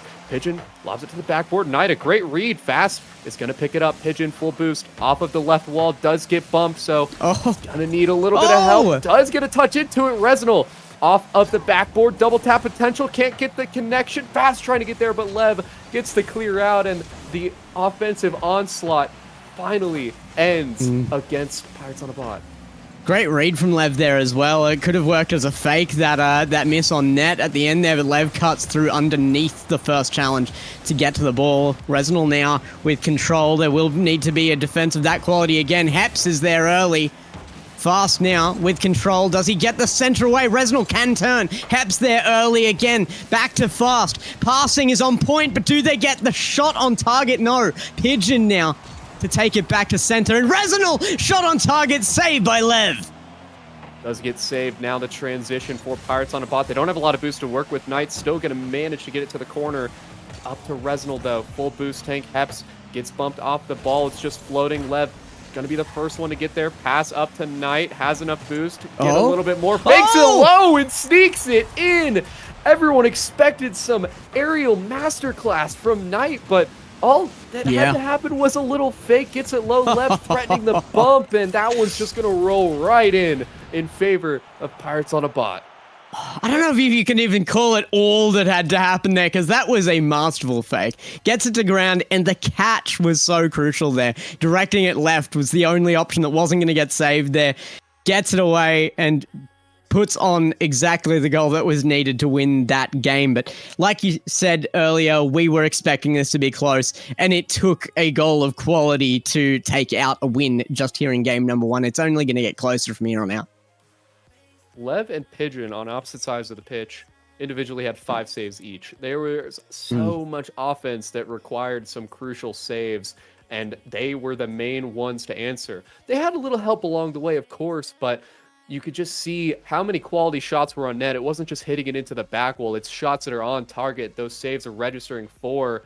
And now that we're loading into game number 2, we're just going to have a few more of those shots on target. Hopefully a lot more, if you ask me. Here we go. Game number 2, a fresh 5 minutes. We'll see. Are Pirates on a Bot going to keep that momentum up? Or, wow, or will Pips just do something crazy? Yeah, that was a little crazy off the bat there from Pips. Goes very, very high and actually ends up carrying out to Pips inside here. Now, this blue side, Pirates on a Bot, trying to take back control. They head the wrong direction, managed to curb the momentum of the ball here. It's going to get centered, but no chance anybody could be close enough to take that shot. Almost the read from Lev. Pigeon carry up, does get bumped off. Knight picking that one up off of the Pirates goal line. Good follow-up from Knight. Not a lot of boost to work with. Is going to look to leave that one. Does so. Reznor and Pigeon playing this one out of the corner. Pigeon the one to take it up off of the corner. Heps off the ceiling. Didn't have a lot of boost, but still manages to get contact. A ripper of a pinch. Fast tries to put that one towards the net to make something a little more threatening happen, but does get cleared out immediately. Reznor, very dangerous carry across the net, is not punished at all. Does get another pickup off of the left wall. Lev up in the air already, looking for a 50. Does get it. Knight's going to clear that one out fast. Does get demoed. Where is that ball going to end up? Right in the corner. Heps puts it middle. Fast can't get the touch. Knight looking for Lev in the middle. The shot's going to get blocked by Pigeon. That one's going right back into the midfield. Heps with the beat, nearly red there, but gets control away to Knight. Shot on target. What a save from Reznor, dropping from the top bar right into the path of the ball. And no boost on that play whatsoever. Lev now trying to get a play on the bump. Actually brilliant. The fake once again in use here. It got baited out in the last overtime, and now everybody prepared to use the mental game. Pass back to Lev. Chance here again, but Demo from Fast means Heps has to take the shot, and Pigeon with the save. Reznor big clear up the back wall, follow up from Pigeon. It's going to be close to on target. Might have been a little high. Lev getting the save regardless. Now on a carry out, stop by Fast. Heps on the follow-up. Reznor going to meet it in the midfield. Some lofty back and forth here. People are just trying to get that ball as far away from their own nets as possible. That was just rocketing down to the end. Fast is going to be there in time. No sweat on that end. Heps follow-up shot is going to be on target. Everyone jumping. Pigeon and Fast both up. That one sneaks in from Lev. The angle that I didn't even see coming. Yeah. Absolutely not. Lev was so clinical on this. I don't know how he gets this right-hand side of the car with enough power to still make it in above the defense, but somehow makes it work. Dead on halfway in this match, and there is a lead found by Pirates on a boat. Sorry, Pirates on a bot there. That's going to be a mistake made a few times. I'm sure it already has, but I'm going to continue it. It's a tradition here. Hey, that's okay. We're not perfect, and you know these players. Don't you speak for me? They're getting there though. they're making up for our mistakes. They're bringing the good gameplay. That way, people they don't have to listen to us at the end of the day. They just get to watch some good Rocket League. Reznor trying to make some great Rocket League. Full boost tank double tap, but doesn't get it there tonight. See Knight doing the little chain dash on the wall there. Love to see that. Heps follow up, looking for a double in the corner, met by Fast. Lev lurking. High touch off the back wall. Who's going to be there? Pigeon does get the pickup, looking for a 50, doesn't get it. Heps now over to Lev, going towards that Pips net. Reznor trying to put it into safety. Heps' shot is going to force Fast to jump, and Knight just has to come in and clean it up. Does so successfully, and Pirates on a bot now have a 2-0 lead. Close enough to be the threat. Baits out Fast for the jump and just gets put in front of net for Knight to clean up. Knight has been a bit of a garbage man here in the best of ways. Been able to come through and just pick it up where he's needed to. And coming through yet again with a second goal for this game. Going to be Pigeon now trying to get something back to even this up. And it will be the pass down to Reznor. Works out a great shot on target. And a minute 29 to get their second and even this up now. Very well-placed pass from Pigeon there, using that curvature right where the ceiling meets the back wall, putting that ball straight down into the hands of Reznor where there were no defenders. It was begging to be placed there, and Pigeon did just that. And obviously, kudos to Reznor for being there, of course, placing that ball with enough power. Now, minute 15 left. The game that was almost looking out of reach for Pips is now back. Reznor looking to find the equalizer. Puts it into the corner. Pips, they have a minute left. They want to get something. Pigeon, high touch, is going to get pushed to the side by Knight. Heps follow up, met by Fast. There's a lot of chaos happening in this corner. Everyone's jumping for these high shots. Pigeon, next one up to it. Knight should have a good touch out. That one's going to get cleared, and finally that pressure from Pips is alleviated. Some huge reads have made this very, very complicated, but it has worked in this orange side's favor until now. Heps gets a basic shot on target. A huge beat from Reznor there is just put straight back by Levs, and Heps on target for an easy one up the other end. And now 44 seconds. We may not see our overtime in game number 2. We wanted it, but we might not get it. What are you doing, Pirates on a bot? You're ruining the script. We said overtime for 7 consecutive games. No, please. Pips could technically bring that here, but they have 30 seconds to do so. Knight is going to need to save that one to prevent that scenario. Fast. Good follow-up in the corner. Lost that one towards the middle. Floating on the back wall. Lev. Simple touch out. Good follow-up to keep it relevant. Heps can't find that. Reznor does get a good responsive clear. Fast picking up the 50. Places it perfectly. 12 seconds left. We might get our game 2 overtime. Look, I've got to disagree with you on one point. I did not ask for overtimes in every single game. I still think there's not a likelihood we'll see it here. 12 seconds is not a lot of time here, but it is just barely enough. Pips need a good kickoff here. They've got to take control immediately. Nearly do. Resnal shoots under it. Fast can get a nice touch. Can they get it in the air? Off Heps is the important part. Another shot on target. Any goal here from this blue side is wasted time here, and it will not be another, but it will be ground found. They waste down the clock for that last 12 seconds and take a win in game number 2, now leading the series 2-0. I think that was a big pickup from Pips there. You don't want to get shut out 3-1 against you. They have the most recent goal. They have a little bit of momentum going into this next game. I'm assuming we see a car switch from Pigeon based on the left join match, so maybe a little bit of a mental switch on the side of Pips, reset, new car, new me.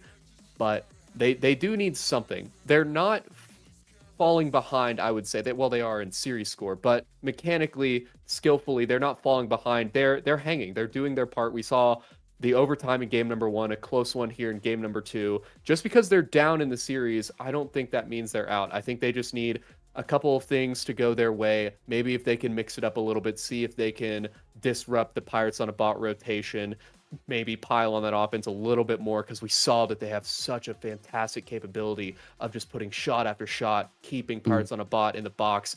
And that's something that if they can bring that out and they can sustain that for a little bit longer, then surely they can make Pirates on a bot crack. Hi, I'm Malikim. That's Beaver. Nice to be here with you. We might want to get those changed at some point. But yeah, the great series so far. A lead by 2 here. This is kind of the risk when you get these close series, is that one team will not be better by much, but be better by that amount consistently. And there is the chance. I have seen series that deserved to be game 7s go in a total sweep before because of this exact eventuality. You just see the consistency there between the two teams at that exact same gap, and it tends to come through with some dominant victories here and there despite expectations. And we may see that again here. Pirates on a bot with their chance to do so, and Pips have to fight back early.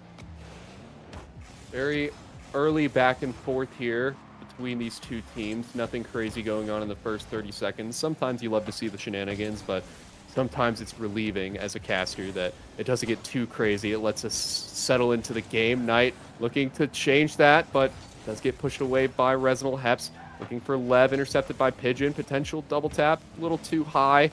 Fast does get a pickup off the sidewall. Picks up a bump too. Not sure how intentional that was, but I'm sure that they will be very grateful for the additional touch. Pigeon, a little chip shot towards the net. Knight's going to save that one out. First minute, the ball has been biased towards this Pirates on a bot side, but there hasn't been anything too threatening out of Pips that have really tested Pirates on a bot. Yeah, exactly. I mean, certainly game number 1 was a bit of a test from them, but as far as shots go here, they're going to have to step up the mark. Pirates on a bot with good control here. Knight with a chance.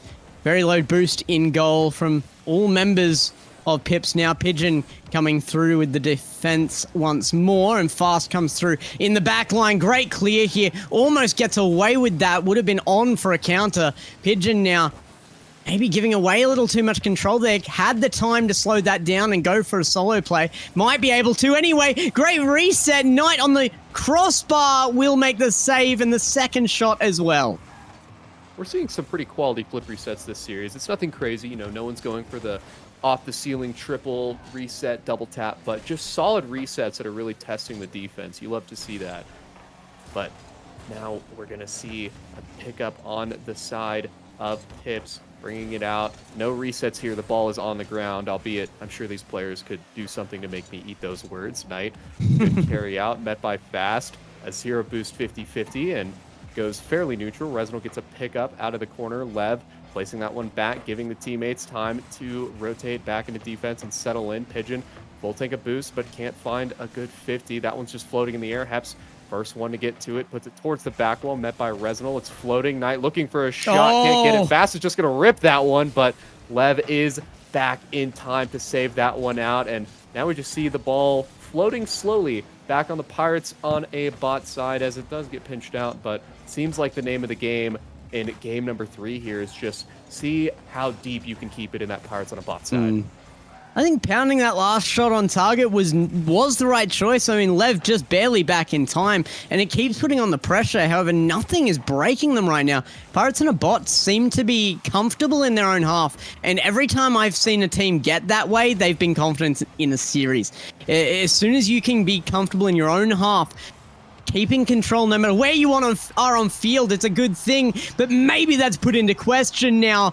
A great goal from Resinal. The solo plays have been the saving grace for Pips so far, but it hasn't won them a game. Can this one? Resinal waited so long to boost into the ball, baiting out the defender, making them think that that first touch was it. Gets the follow-up. No. Now we see off the kickoff. No, I can't. We don't need any aerial plays, any follow-up touches. We just need a solid 1-2. Hep's just driving at the ball, doesn't even have to jump, chips it over, and that goal that Pips worked so hard for now just completely negated off of a kickoff. That can't feel good. A perfect flat kickoff for such a close cheat, and works out well for them. Lev almost picks up an unbelievable one. I'm not sure how that's a save either. Put off post and goes wide there by the defense. Pigeon pushing through. They do get a 50. It comes out. Do they get control fast to the backboard? Double tap available. They won't find it. Resinal getting it to the backboard once more, but they lose control and lose another chance on the attack. They just have not been able to get anything through off of passing plays. Solo has been about the only way they've been able to crack the defense on Pirates on a bot. But we do want to see that team play get enabled, as that can be the most lethal. Some of those solo plays can be pretty deadly, don't get me wrong, but if you can place that ball around your defenders and get people to constantly change the direction of the ball, then it's so threatening as a defender, and it can be so difficult to read. But now, where is this ball going to end up? Knight looking for the double tap met by Pigeon. Getting into the final 30 seconds, and we're equal right now. We're entering silver goal territory. If someone can get the goal here, then it is almost assuredly the game win. But who is going to be able to get it? Is anyone going to be able to get it at this point? It's so back and forth. Knight is trying to push that one through. It's just lingering. Heps did chip it up. 2 defenders in the net, but they were recovering. All Heps had to do was place it high and left, and that is exactly what happened. Yeah, he really identified the hole in the defense there. Slammed it top left corner, and with 15 seconds left, they may be up on match point here. Resinal now can take control. They need one, and that needs to be right now. Nearly the ticket for it as well. Another overtime will be avoided. As 1 second on the clock. Fast has his last opportunity. Put upfield. No way! It makes the distance. 0 seconds, and Fast will hammer one home for one more chance in overtime. Overtime will be avoided, he says. And yet here we are. The players somehow still on the pitch at 0 seconds, because that 0 second goal is going to find its way into the back. We have overtime here. Our second overtime in 3 games. These teams are fighting tooth and nail to their limits. Such a good, equal matchup. These players giving it their all, and now they have to find one goal. And if you're on the side of Pips, you need this. You do not want to have to reverse sweep in a best of 7, as that is such a horrific task to place on any player's hands. Pigeon putting that up wall there was a dangerous decision to begin with. He wanted the solo play, though, thought he had the speed, and he may have, but a poor read means they're back on their own end now. He's chasing us with Fast here.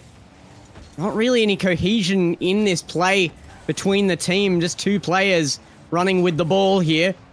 Resinal comes away with it to Pigeon again. They've got to start working as a team. We've seen the individual prowess of Fast now. May be able to get a pass down here. Looking for Resinal. Resinal goes for the boost instead. Didn't have the confidence to actually target the ball. Demo there allows Pigeon to grab the boost in time. And I'm not sure what the plan is here, but again, just trying for the solo play, getting fancy with it instead of looking for the more certain option, which would have been a teammate with an opening.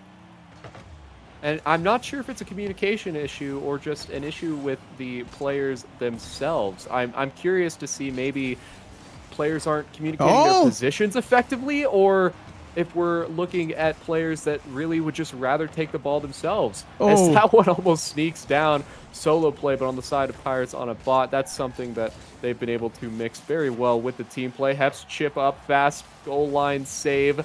I want to see something here in overtime. No boost. Give me a 1-2 on the side of Pips. Let me see that it's possible. I haven't seen it in a while. Bump on the goal line. Not gonna see it with 0. Pirates on a bot. They're just preventing that from happening. Oh my goodness! Is going to save Pips, and we stay alive over 2 minutes of overtime played. I'm not sure how they survived that onslaught. All players with 0 boost for multiple shots on target there. And yet they made the saves. Reznal, upfield. It shows they've got the ability, if they can combine with each other here well.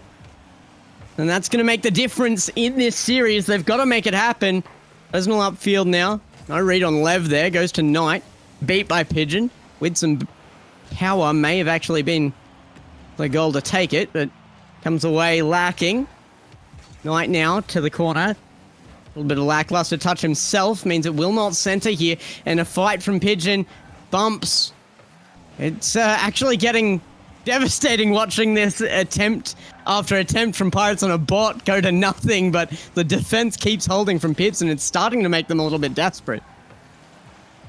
Pirates on a bot not doing anything too crazy. They're not overcommitting, but they're just applying that steady stream of offense, forcing Pips to make save after save, and you're right, that does get so stressful, and they need that breakout. They finally get it past the midfield line again, but it's just going to be sent right back over. Reznal, tasked with a daunting read off the backboard, makes it happen successfully. Pigeon, full tank of boost, carrying it out. Flip reset, gets it over Knight. Heps lurking with the full tank of boost, doesn't matter. Pigeon carrying it past everyone except for Lev. Fast there to pick up the pieces. Lev gets another touch. Fast just trying to get this one out to Reznal. The touch successful. It's still lingering in the corner. Knight trying to get it out of the Pirates on a bot side. Pigeon low 50 in the midfield. Heps and Fast. It goes back towards that goal line, but another pickup from Fast. They can't get it center. They can't find that connection. They're just going to chip the shot straight on from out of nowhere, but Knight's going to get that pickup, and now it seems like we're seeing the opposite, where Pips are the ones just slowly applying this offense. Reznal will jump there. Makes that a tough reach, and it gets stalled in the midfield. Lev with a reset. 2 in goal. Should be able to save it, and Pigeon does. Not once, but twice. Pigeon has been exceptional in defense, but I think that's because he can rely on himself in defense. He's been able to make these plays because once it comes down to you, it is just you. Pigeon needs to be planning his plays when he's outfield using the teammates. He's willing to pass, but he doesn't have that set in his mind from the beginning, it seems like. It's only the outlet after his own attempt using the mechanics, using the solo skills, has already dried up. Fast carrying this one out from the back wall, gets it over the midfield, picks up a bump too. Reznal shot on. Knight barely gets the save. A demo pickup from Reznal is going to leave an opening, but Knight trying to remedy that by getting it as far away as possible. That shot on Lev, not a lot of boost, has to make the diving save, does so successfully. Knight Fast gets that one out in the middle. Fast, Reznal, who's going to go for the ball? It's going to be Reznal. That one's on target out of nowhere. Lev picks up the save. That shot from nowhere. Pigeon, free ball, passes it over to Reznal on the side wall. That's the 1-2 that we want to see. I wish it was a little closer to the Pirates on a bot net, but that's a good start. Knight trying to get that one out fast, slows it down, floating in the midfield. Lev leaves it for Heps. That one's going to be on target. Pigeon gets a good clear out, follow up, puts it right back into the Pirates on a bot side, and we are over 5.5 minutes of overtime here. Another game gone by in overtime now as Heps takes it out of corner, gets the double on target. What a corner read. And Reznal going to take it to the backboard, straight down. Lev can't read it, gets underneath the ball though and makes a touch. Fast, a good boom here might have been the ticket. Reznal gets the waterfall. Is there a read? Nobody there. Pigeon finally gets there, not even on target. No save awarded on that one. As Knight gets the flick downfield, Pigeon can salvage it again, but that was an enormous opportunity in a 6-minute overtime to miss. Now a shot the other way. Pirates on a bot will not take that opportunity either. That ball was just floating in front of the net, asking to be scored, but no one there to do so. The players not wanting to overcommit. You don't want to lose a 6.5-minute overtime because you're mental after that. Playing over 11 minutes of Rocket League and having nothing to show for it is absolutely brutal. Little double commit's dangerous. That one floating fast has to clean up. Does so. Now this ball floating back up. Reznal pushes it to the side, met by Lev. Pirates on a bot, trying to keep this one relevant in the box. Keep Pips constricted. That one floating near the box. A follow-up. my It's goodness! off the bar. How? A great opportunity to end it, but it's gonna ricochet out and get carried right into the midfield. I don't understand how that wasn't in. Fast gets a good clear forward. Right in front of net it would have been, but cut off in its path. Now downfield. Knight! What a flick on it. Fast in behind. Gets the 50 down to Pigeon, who's immediately going to go for the solo play again. Had options. Going to take it himself, and it will work. It's eventual, but Pigeon tried enough times. I guess it's going to go in. Gets the redirect on the air dribble, starts going to the right, goes to the left, uses all the boost, gets the low 50, finally ends it in favor of Pips, which is exactly what they needed. They needed that. You can't be down 0-3 in a best of 7 coming out of a 7-minute overtime loss. You are just asking for an impossible scenario to come back from mentally. So that pickup there from Pigeon, absolutely phenomenal. Such a crucial goal to get, and who else to get it? Pigeon has been playing great. The solo plays coming out have been so threatening, and what an accurate way to end that overtime. Yeah, super crucial to keep them in this as well. That match point early would have been lethal, I'm sure. However, I don't think you can win a series like this. 6 minutes of overtime is not sustainable. It's not a guaranteeable thing here, but I think that changes when you just get a bit more boost into it. And once again, that comes down to the same issue. You've got to cut down on these solo plays. It burns an entire tank of boost. You pick up that 100, use it instantly, you've got nothing to defend with. And while that may have worked that game, it will not work continuously. That play style, you're right. You can't be doing that for this long. Especially their overtime on both sides was just so safe. And especially on the side of Pips, you're not at do or die, but you almost want to start taking a few more risks. You want to try to do what you can to swing this your way. Nothing crazy, we don't need to see Pigeon starting to go for multi-resets, for example. That's a little bit too much for us to handle in the booth. Just the single reset is fine for us. It's already fantastic. But we need to see a little bit more aggression, and I want to see those connections from Pips. Yeah. They're all such capable players individually. They've been performing so well. I don't have any complaints for individual play out of anyone on Pips, but I just want to see them connecting, and that's a full team thing. Absolutely. That's not just an individual thing. And I think that they've demonstrated that the skill is there. The positioning is even there. If the decision was made to make those passing plays, they would be pulling them off. There is availability until those solo plays wears out, and then you don't have the option to pass anymore. So you got to make that choice earlier to turn it into a passing play from the beginning. You've got to have that planned out, and if they can do that, if they can make that mental switch into team play mode, I think there's a good chance in still winning not only more games here, but the series from Pips. Pirates on a Boat have to be careful that they aren't motivated into that now.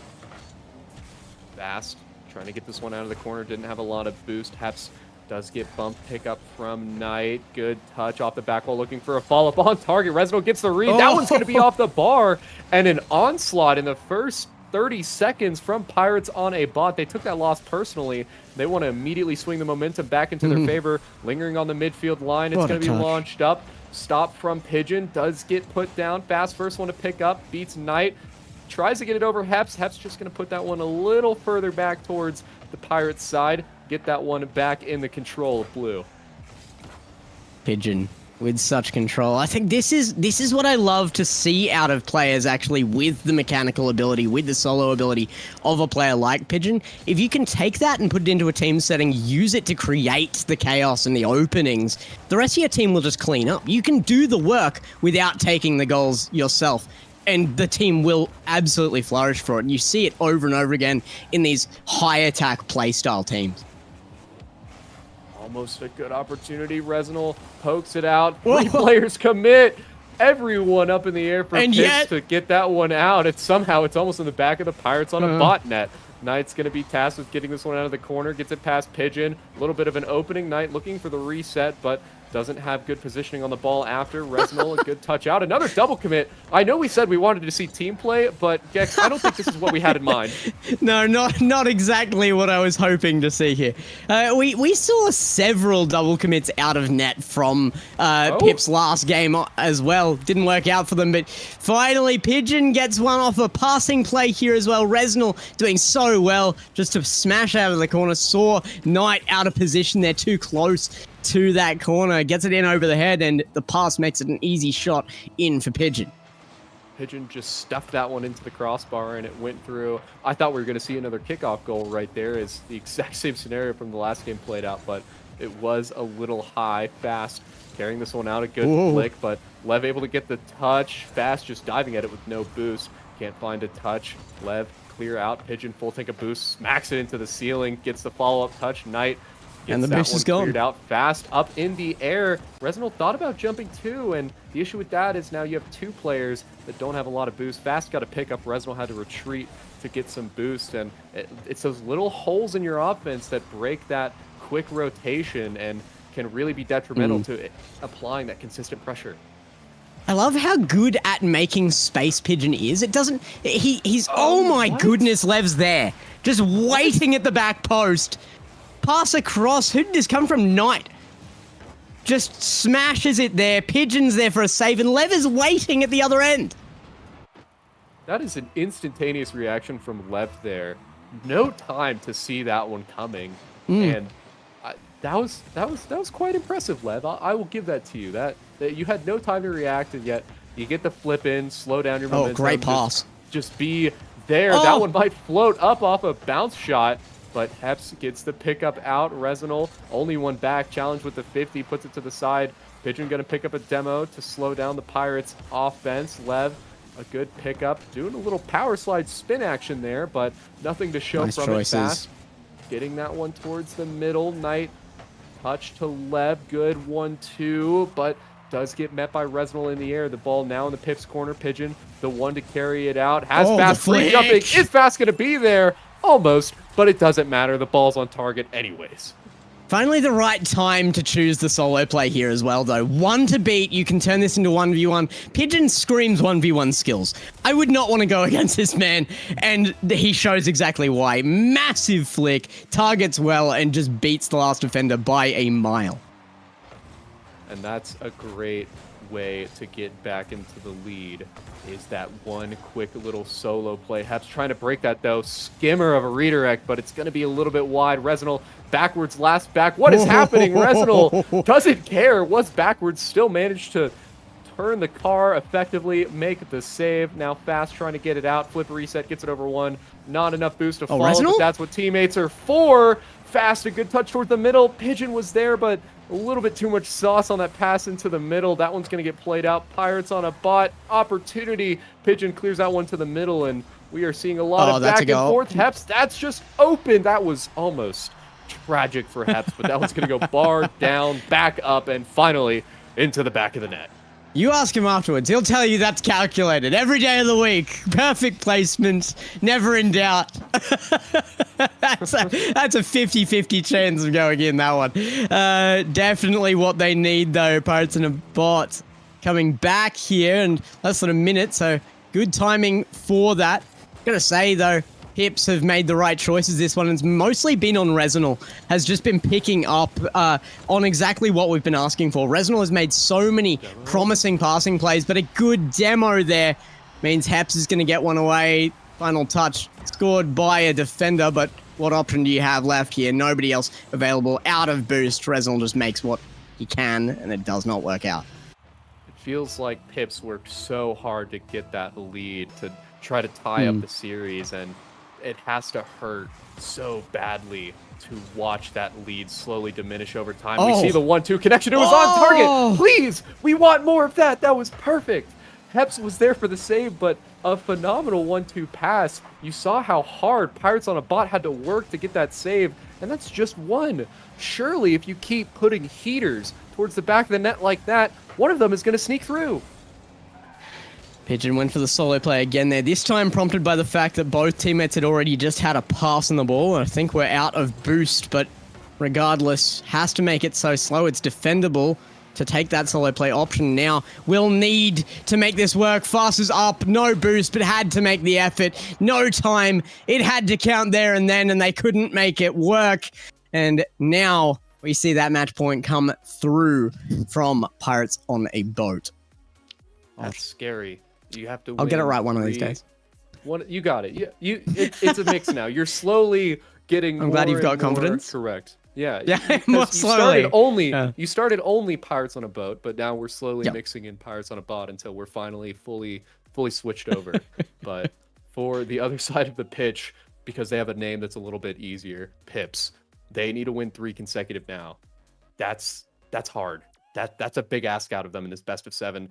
The pressure of qualifying for the major is gone, so that helps surely, because they don't have to worry about getting eliminated. They could get a little bit more money. Everyone loves that. They could get a little bit better seating. Everyone wants that, but not necessary. Albeit, they're going to give it their all. They're going to try, because I know that they want both the seating and maybe a little bit extra cash. So we have the players loading up on the pitch. Never mind. The players did load up on the pitch, but we need to make a slight visual change. We wouldn't want to be playing on the wrong map, because that would be a devastating crime. Devastating crime. Agreed. I do agree that it's less impactful here for Pirates on a Bot to get their win, just because they already kind of have that space fairly well locked down. But if they can guarantee their second place, which I believe a win would do for them, that means that they don't have to go straight up against Silly Billies. And that's going to be a major, major factor going into that major number 1. So you really, really need to push for the best seeding possible now that number 1 seed's already under lock. Right, and seeding, especially if you're trying to make a big run, can make such a big difference. That first round matchup, if you have to match up against Silly Billies, well, your far run into the tournament just got exponentially harder.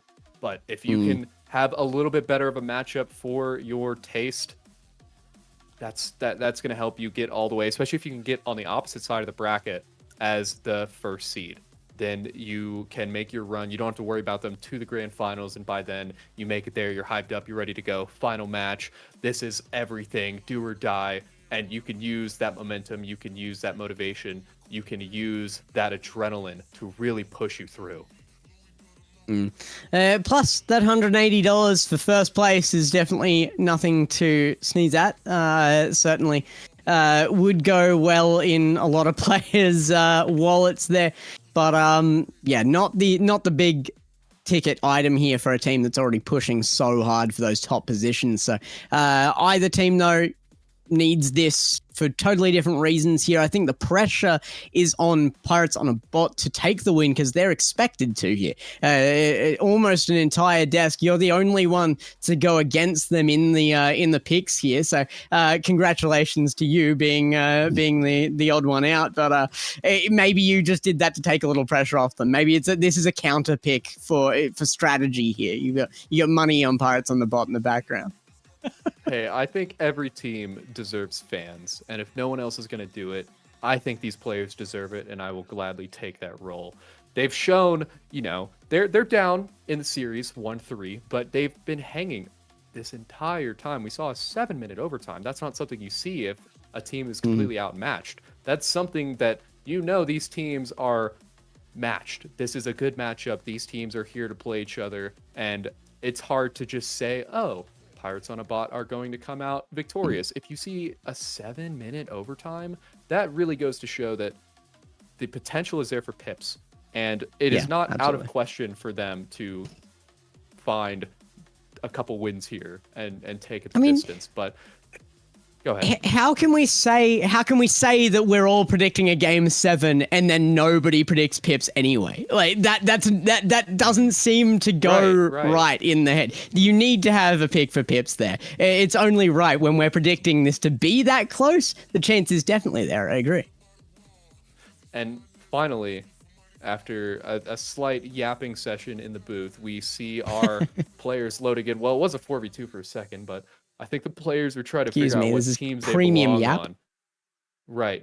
You know, people are here for this. The game. Yeah, exactly. Secondary. Who cares about the Rocket League? It's Gex and Jay in the booth. I mean, this is what people live for, anyways. Now, everybody came out here for this. Our faces are gone. The gameplay is up, so the spotlight is off of us. It is now on Pirates on a Bot, especially to see if they can close this one out. Yeah, and they do have the opportunity to do it from any moment now. That last win guarantees them their spot for that. Now, Lev going to push this out to center. Heps up.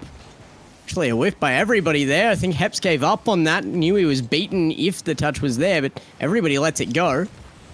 Knight. Backflip off backboard. Keeps it safe. I'm not sure how that redirect goes so high, but absolutely perfect for the defense. See this ball floating into the midfield, into the hands of Resinal. Knight going to pick up a demo, but Fast was pretty far back, so it's not going to change too much. Resinal looking for the solo play all the way down the Aquadome, but can't find that final closure. Heps going to carry this one out off the ceiling. Does just catch it on the ground. Pigeon follow up. Resinal eager to get behind the ball too. That 50 is going to slap all the way back to the Pip side. They're going to have to reset. They did good to push it into the corner and keep it there. Now they're going to have to play out of their own half, see if they can get that ball back down and maybe get an early lead in their favor. There's an open net. Resinal misses the target. It's back to Pigeon. They've still got their chance here. Great clear, well-read ball there by the defense. Fast is going to let it drop. And Pigeon demoed there. Will leave a little bit more pressure on the defense. The respawn benefits, though. Right under the ball. A bit of an overcommit by the defense means they will have to scramble back. Fast finally gets the beat for a clear, and Lev back to that backboard once more. Has to be a touch here. Somebody will get there, and it will be Fast. Ball floating on the Pip side, but they don't want to keep it there for very long. Trying to find it out, but just can't take control to do so. Lev notices that, sweeps in, puts it back. Fast, finally able to get this one cleared up, runs out of boost. Heps a good double touch, redirects that one to the side. Pigeon trying to find how to integrate into that one, just chips a shot on net, but big clear from Lev's going to put it all the way back into the corner of the Pips. Picked up by Fast, another air dribble, puts it towards the net. Knight just has to jump and push it to safety, and does just that. Lev getting that one out. We're seeing a lot of solo aerial plays. That one almost good off a flip reset. Resinal gets the pick up. Fast gets bumped, ball floating. Pigeon going to be the first one there to keep it out of the back of the Pips net. Fast gets that one down. Not much more boost to work with. Heps. Tass was clearing this one out. First touch good. Gets the reset. Doesn't get very far with it. A little team pinch, I guess you could call it, on the side of Pirates on a Bot. Clear the ball, but seems like Pips, they're so eager to get this ball out of their corner again. Love to see this back and forth, though. It has been both sides of the field fairly equally now. But I gotta say, Pirates on a Bot maybe in the last 2 minutes have put on the most pressure, the most promise out of their chances. Resinal waiting for this to come back down, but Pigeon makes a cut on this. Gets the rotations out of sorts. Maybe a benefit to them, though. Lev actually gets that back to himself somehow. Resinal, a little bit of a misplay. Ball comes wide off wall. Does get to it in the end for a 50, and back to Pigeon it goes. Pigeon, multiple touches guaranteed every time he gets that ball, but he burns the boost again, and now cannot make a use of himself. Will grab their boost in the corner and turn back. Great touch to backboard. Fast off again, looking for Resinal, who wasn't quite close enough for that play to work. And Pigeon picks it back up again, has just enough play in this boost to make something out of it, but it goes back to corner again, and they will reset once more. Fast and Resonal both up looking for a touch. Lev, the first one there. Oh, Regardless, Pigeon, 1v3. He's going to be alone for a while. Gets a good first touch. Heps putting that one Oh, on net. Resonal. Resonal trying to pre-jump off of that side wall of the goal, but reads a little too high, and Heps just had to roll it in.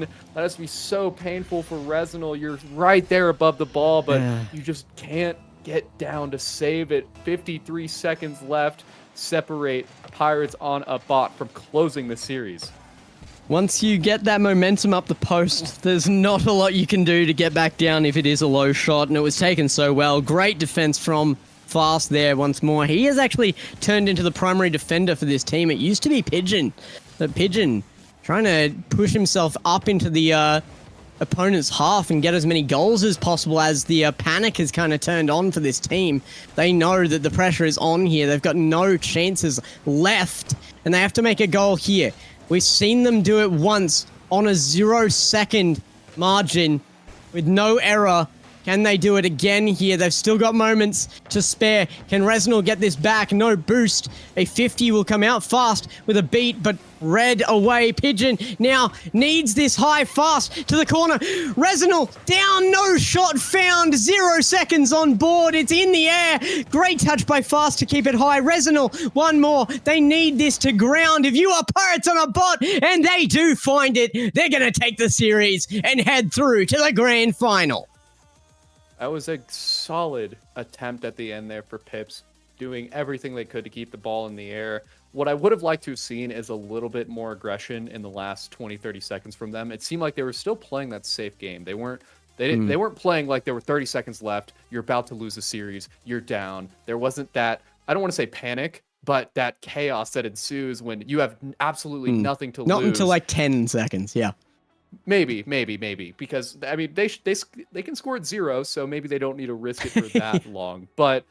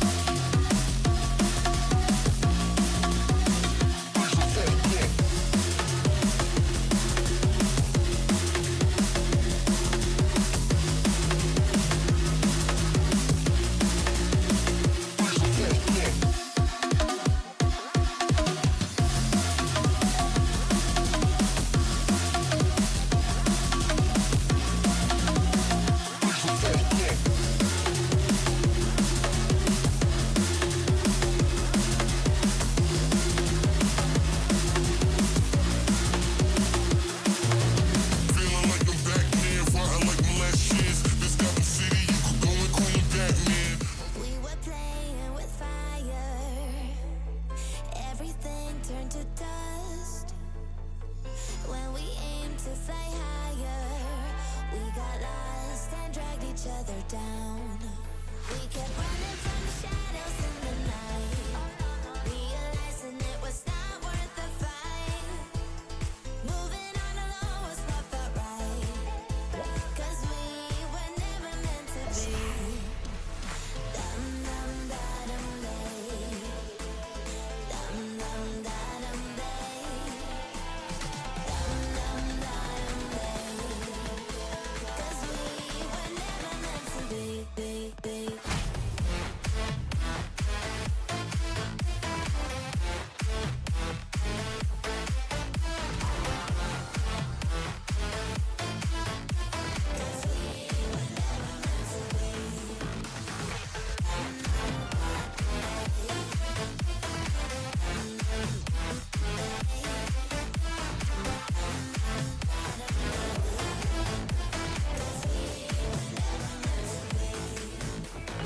It feels good, a new beginning. We are free at last. Welcome back to the desk, everyone. I am Somber. I'm going to be taking over this last half of our championship Sunday. Rhino has the rest of the night off, much deserved. I am here with Jay Fresh and to not be without a accented voice of reason, Gex. And we have our grand finalists. With last game on stream, we had Pirates on a Bot versus Pips. And off the bat in game one, we had an insane overtime clip to seal the deal. Tight games along the way with both teams. They left it all on the pitch to try to make their way to grand finals, but ultimately it was Pirates on a Bot moving on, and meeting them in the grand finals is no idea. Winning over Paws Up, they won in 6 after going down 2-0. They won 4 straight, now tying them in points for that 2 seed, jumping over them. We look toward grands to cement our major seeding. But before we get too far into grands talk, let's look back real quick at our last match on broadcast. Now, Jay, you were in that lobby. What surprised you during that series between Poab and Pips? What were kind of some key points now looking towards grand finals? Well, it was, first of all, what surprised me is that no one supported Pips. And I thought that was criminal. So of course I tried to be their biggest advocate. And I think it was a very well fought match. Overall, Pirates on a Bot, whatever they were playing at their form, it was, I mean, they were unstoppable. Pips didn't have an answer. They were able to just push a ball straight through the net when they wanted to, and it worked. But they had a little bit of fluctuation throughout the series. You know, we saw them calm down a little bit. We saw them ramp back up, calm down, ramp back up. And in the grand finals, I don't think that's going to fly in their favor. I think the biggest thing I want to see from them, and the one thing that it kind of surprised me, I will say, getting back to the question to make sure I answer it correctly. Watching them play before, usually they're a pretty steady state team. They have a form and they play at it consistently. So seeing that fluctuation was a little surprising, but you know, not everyone can play at 100% forever. You know, at some point you fluctuate a little bit. So for them, I want to see them continue to play at that peak, stop the fluctuation, just stay right at the top, because that's exactly where they want to be. On top is where you want to be. Definitely heading into grand finals. That's the spot you want to be playing from. Now, looking at this grand finals matchup, Fresh, who do you have as this lobby's X factor? Who is going to be the person to keep your eyes on? And if they're doing well, you know that their team is going to make some big moves. I mean, if we're talking players to keep an eye out for, we're talking about Pigeon, right? Pigeon has been absolutely instrumental. I'm trying to make sure Pigeon's even on the right roster. That would be Pips. That would be Pips. Pips. No, Pigeon's not on the right roster. My thing glitched. No idea. That's the roster I need to be looking at. I was one line off. Well, you know, we'll talk about Waves. Waves got undercredited yesterday from what I saw and what I watched. She was absolutely instrumental. But he's kind of like that unsung hero, that kind of glue that holds everybody together. He's not like super flashy in the goals department, flashy in the saves department. He really controls the midfield and kind of brings the whole symphony together like a really good drum line. So that's who I want to see the most of. Yeah, absolutely. You got to have those gritty players to push you over the hump to make that championship run. And finally, with Gex, heading into our last match of the regional, heading into major now, what would it mean for either of these teams to win this grand finals? What kind of momentum would that give you going into major next week? I mean, that's got to be absolutely that's the target, right? You've got to go in with the best mentality. You've got to go in with the most momentum because you're probably going to be facing off against Silly Billies at one point there. A second place seed here means everything to not have to face them to right at the end. That's really the target here that you want to go for. But I'm just going to take issue with the fact that every single take on the desk, no, all of you are wrong. Jay, you can't come in here and tell me that you made the right decision backing the team after they just lost the series. That's the opposite end of the scale when you do that. You do that at the beginning. You double down through the series and then you're like, no, it was actually a joke the whole time. That's how you do that. That's Samba said that I would be the voice of reason on the desk. I heard I was on the desk and I went and got my yap cap. So that's not the take here. When have you known Australians to be reasonable? That's not the take here. And then Fresh didn't even know who was on each team. So it's I had the wrong sheet pulled up. I had the wrong sheet pulled up. I kid you not. here, man. I'm cutting you all down. No, Pirates on a Boat, though, I actually wanted to bring up that roster, though, because Nightya and Heps Kid, they just lined up so well. And that's what really took down Pips, was just they were able to do what Pips, we were asking of them the whole time. That connection, that was between those two players on that team, Nightya and Heps Kid. And if they can bring that into the grand final, they can take that too. Yeah, absolutely. Couldn't have put it better myself. So I got word everyone is itching to go into the lobby. So real quick, I'm just gonna get one of you guys to make a desk prediction. Fresh, who do you have taking the grand finals?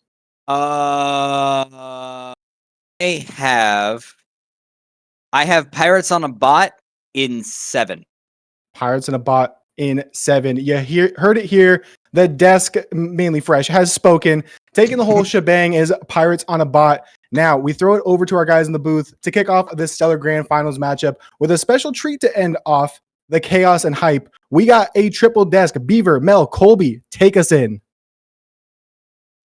Ladies and gentlemen, welcome to your electrifying atmosphere of the Spate Championship Series Rocket League Grand Final. Today, we witness an epic showdown between two formidable teams, Pirates on a Bot and No Idea. Pirates on a Bot have emerged as the juggernauts of this tournament, storming into the finals with a commanding 4-1 victory in the semifinals, with the potential future MVP leading their charge as they stand as the favorites against this roster. However, standing in their paths is No Idea, a team that has gone on a journey that has been nothing short of inspiring, featuring one of the youngest prodigies in Rocket League, Young Scythe, to clinch a major spot with their dominant 4-2 performance. So, ladies and gentlemen, with the championship at stake and seeding at stake, we will have No Idea and Pirates on a Bot in the grand final.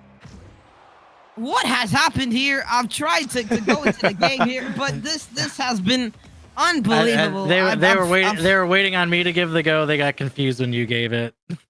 Oh. So Haps didn't join up. All right. Well, hello, people. Oh. Mhm. Oh. Whoa. Guys, help. My game. Everything has frozen.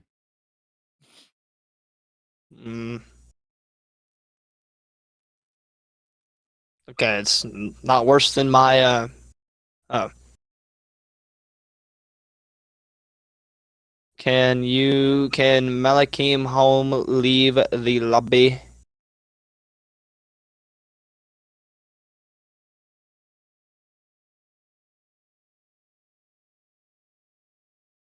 There we go. Just a little break. Oh yeah, Mel just completely broke.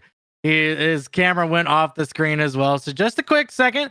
We're gonna get the lobby back up and running for these ones. We will need, of course, the test server. So it gives just a second as well. Get back in the match, but there's a little false start by Mel of anybody. So no big deal, no worries. We will go ahead and get everybody back in there, but it gives us a little more time to yap about what is going on in this lobby. Pirates on a bot, no idea. No idea. It wasn't my pick to make it on the way through. Obviously, we did hear me say pause up. They got 4-2'd. They weren't able to make it in, but now they're back. They're against Pirates on a bot. They do have, of course, their spot secured, so they are going to the major, but still playing for a little bit of seeding, Colby. Yeah, they're playing for a little bit of seeding. I had Pirates on the bot all the way. I had them the beginning of the week. I had them last week when they were doing quals. I knew this team was going to come in and take control. I mean, this is my team to win major, win it all. And, I hope my prediction's right, but I hope we also get a good grand finals on a spectacular weekend. I really do hope that we get something here tonight. Should be good. I'm excited. We're just waiting on Mel, waiting on the players. Me and Beaver are ready to go. My camera sucks, but chat, I will give you what y'all wanted. I'll give y'all what y'all want. Okay. What do they want? What do they They want? want me to be hype. That's what they want. Last night was great. Everybody loved it. I'm here. It's gonna be great. Beaver's finally back. Finally. And it's gonna be fun. I can't wait. Yeah, I had a little things to do. Of course, had my kid's birthday, so I at least had a decent reason to not be around. So I'll at least go with that. But you're getting players back in the lobby. No one joined. Tell them not to join. We'll have to get in. Looks like players are going into the server, just doing a quick test to make sure that they are in, ready to go. Everybody said lobby is perfect. So we are now getting ready to kick off here. It is the Regional 3 of the Spate Championship Series. It has kicked off. And Mel, I think he's back. What's going on, buddy? Nonsense. That's what's going on. Oh my goodness gracious. Man. We have everyone in the lobby. We've got the grand final between Pirates and a bot. No idea. Our first 3-man cast, Beaver. I'm happy that it's with all of us. It's not yet to start off the scoring here in the first game.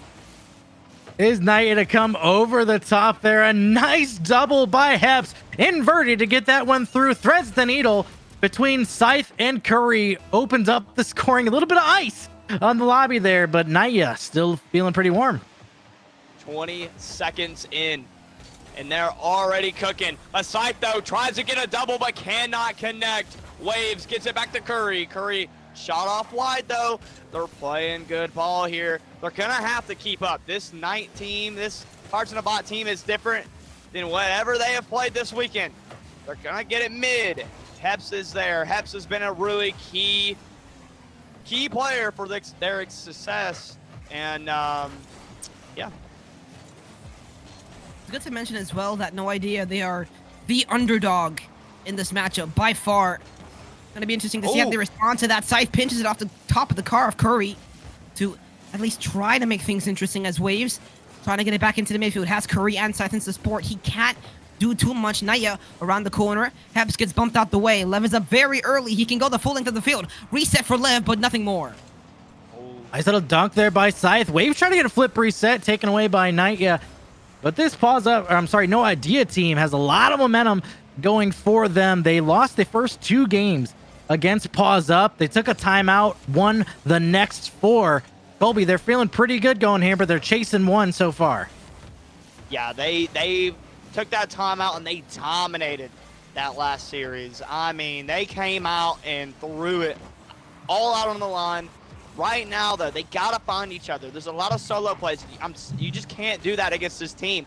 Lev gonna fake, get the flip reset. Curry's there, but Knight is gonna put it in the back of the net. That is 2-0, Bell. Again, look at this play by Lev, faking it underneath the reset, the fake down low, forcing one to go. The save by Curry wasn't clinical enough. Naya, to talk about, is going to be there to put it away. Lev is going to be one of the playmakers. Naya, the person to put it away. And Naya really rallying for that MVP. We have to kick off here. Can they start something? Good backboard read again. Curry back into the midfield off the backboard. Scythe is there, but the good touch by Naya is able to clear it back. The orange half.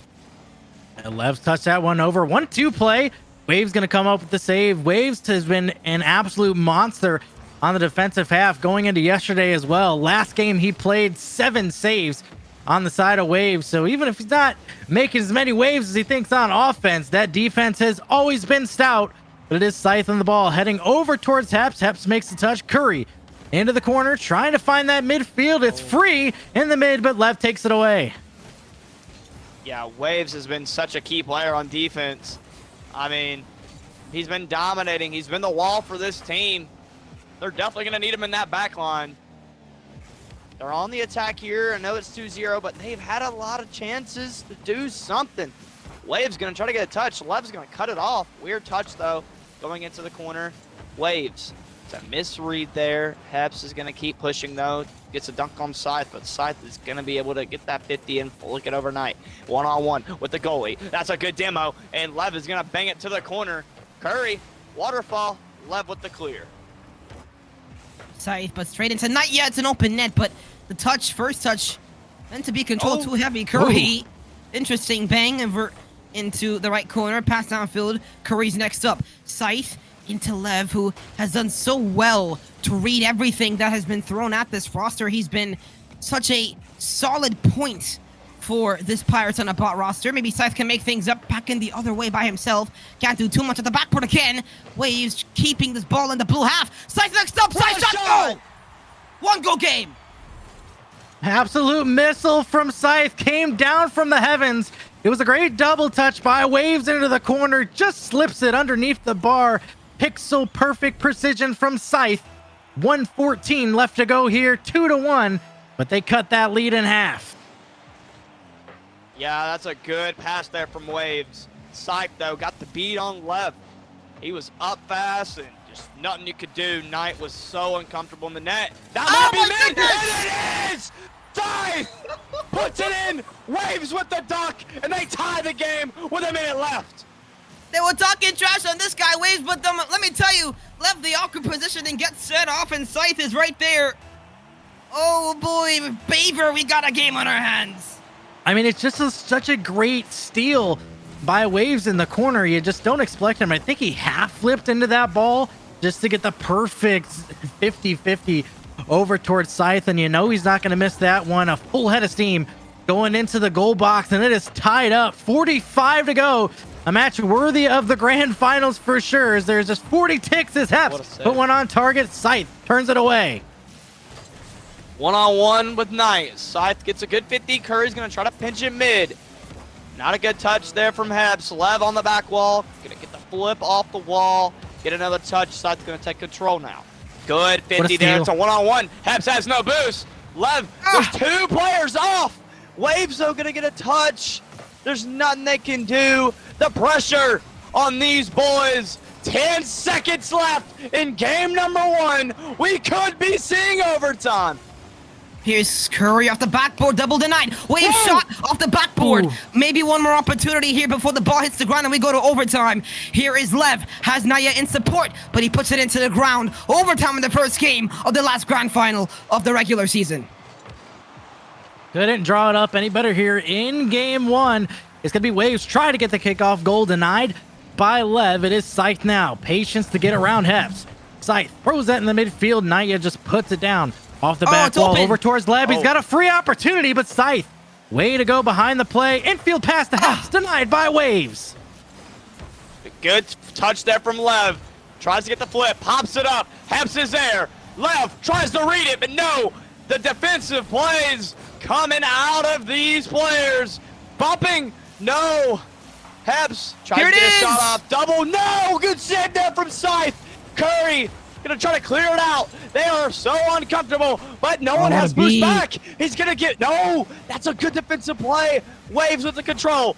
Good 50 there from Knight, and it's going mid. Here's Naya again, taking it into the corner. The demo on Heps by Curry is going to open up a little bit of space for them to transition out. Ooh. Lev, Curry, downfield, has Scythe, who gets the beat on Heps, puts it on target. Naya, the fairly routine save. Curry, a very big dunk. Scythe, no boost. Doesn't deal with that too well. Waves can enter the play now. Curry is up really fast. Maybe one more in the corner, but Naya is able to take it away. Big key point of these matchups so far have been the double taps off the sidewall. They get that little psycho touch over, but here's an opportunity over one. Can it be finished on the waterfall? No, as Heps clears out. Curry whips this back around, trying to find Waves. Clear it out is a dangerous opportunity. Was stalled out. Now looking to reset along the back wall. Good touches there. Lev's gonna bang it back though. Good touch from Curry. Great defensive plays coming out of no idea. Waves gonna get a good booming clear. Knight with a weird touch back to Waves. It might be open. No! Lev with the save. Gets demoed though. Scythe on the wall. Goes on the ceiling. Gets the flip. Pass Heps. No. Knight controlling. Getting into the corner. Trying to get him in. Lev is there with the shot. And top right. And that is it. Lev's got the ice in his veins. The 50 bounces out. Naya's over here trying to get the bump, putting the pressure on Curry. Lev says, I got it. Perfect top right flotter. I mean, you said it best. It was absolutely pixel perfect there from Lev. I mean, you can't put that any better in the top right corner. Bounces off and just perfectly slots itself in there. It needed to be precision, and it absolutely was there to give them the 1-0 lead. Yeah, I totally agree. I mean, Lev had 5 shots and I had 4. Heps had 2, but Scythe had 5 saves, 4 shots. Wade played great. Curry played great. He's got the Wendy score line, 4 for 4. He's got, a 4 for 4 meal. I mean, what are we doing? It's looking good out here. Man. Oh, man. That first game was so good, but I'm afraid it may run away in Pirates of About's favor just because on how big of an underdog No Idea are. And for that to go that long of an overtime and have Pirates on About win it in that fashion, that is going to be demoralizing.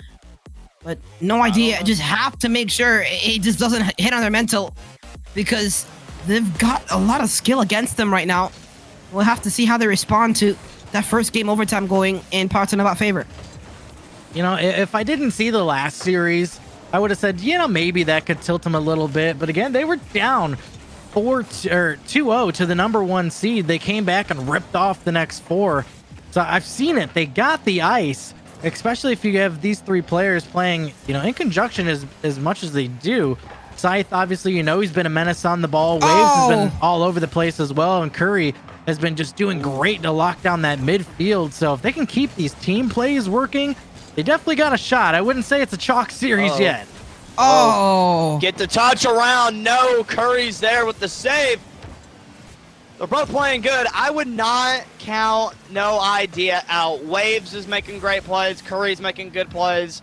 Heps, though, with the pre-jump. He's got it. No. Nice snipe. Ooh. No, it's off wide to the right. Curry with the control. Lev is on the ceiling. That's a good play there from Lev. But he goes right to Scythe. Back to mid. Lev is there. Great touch. Knight's going to take control. Good flick over 1. Has low boost in the tank. Tries to get it by 1. Weird touch. Scythe is there, though. A lot of ping pong passing. Trying to get it set up. What a beat, though. Uh-oh. He's kind of awkward. They got to go. They got to make something happen here. Knight. Good bump there from Lev. And that is in. And it just comes off the transition as well. A little bit of an overcommit, as we say so much, but what a bump by Lev on Curry to take him out the play. And just like that, 1-0 in the favor of Pirates and About here early in game 2. Yeah, they said it best. Lev was just playing fullback there, chasing down that demo, just harassing players on the back line. He was able to free up his team, to grab that 1-goal lead. We saw that in game 1 as well. They took the lead early. They were able to answer back, did no idea, but only after they scored 2. They're going to be looking to even it up a little sooner than that. Yeah, they're playing really good. Weird touch there. Curry's uncomfortable. Gonna flick it over Knight. Gets it to Scythe. Scythe's gonna take it up on the wall. He's gonna see what he can do here. Goes for the bump. Gets it. Double kill. No one's there though. Lev's gonna cut it off. Waves with a good attack though. Knight gonna try to double it off the wall. That's a good beat from Curry. Great save from Lev with the.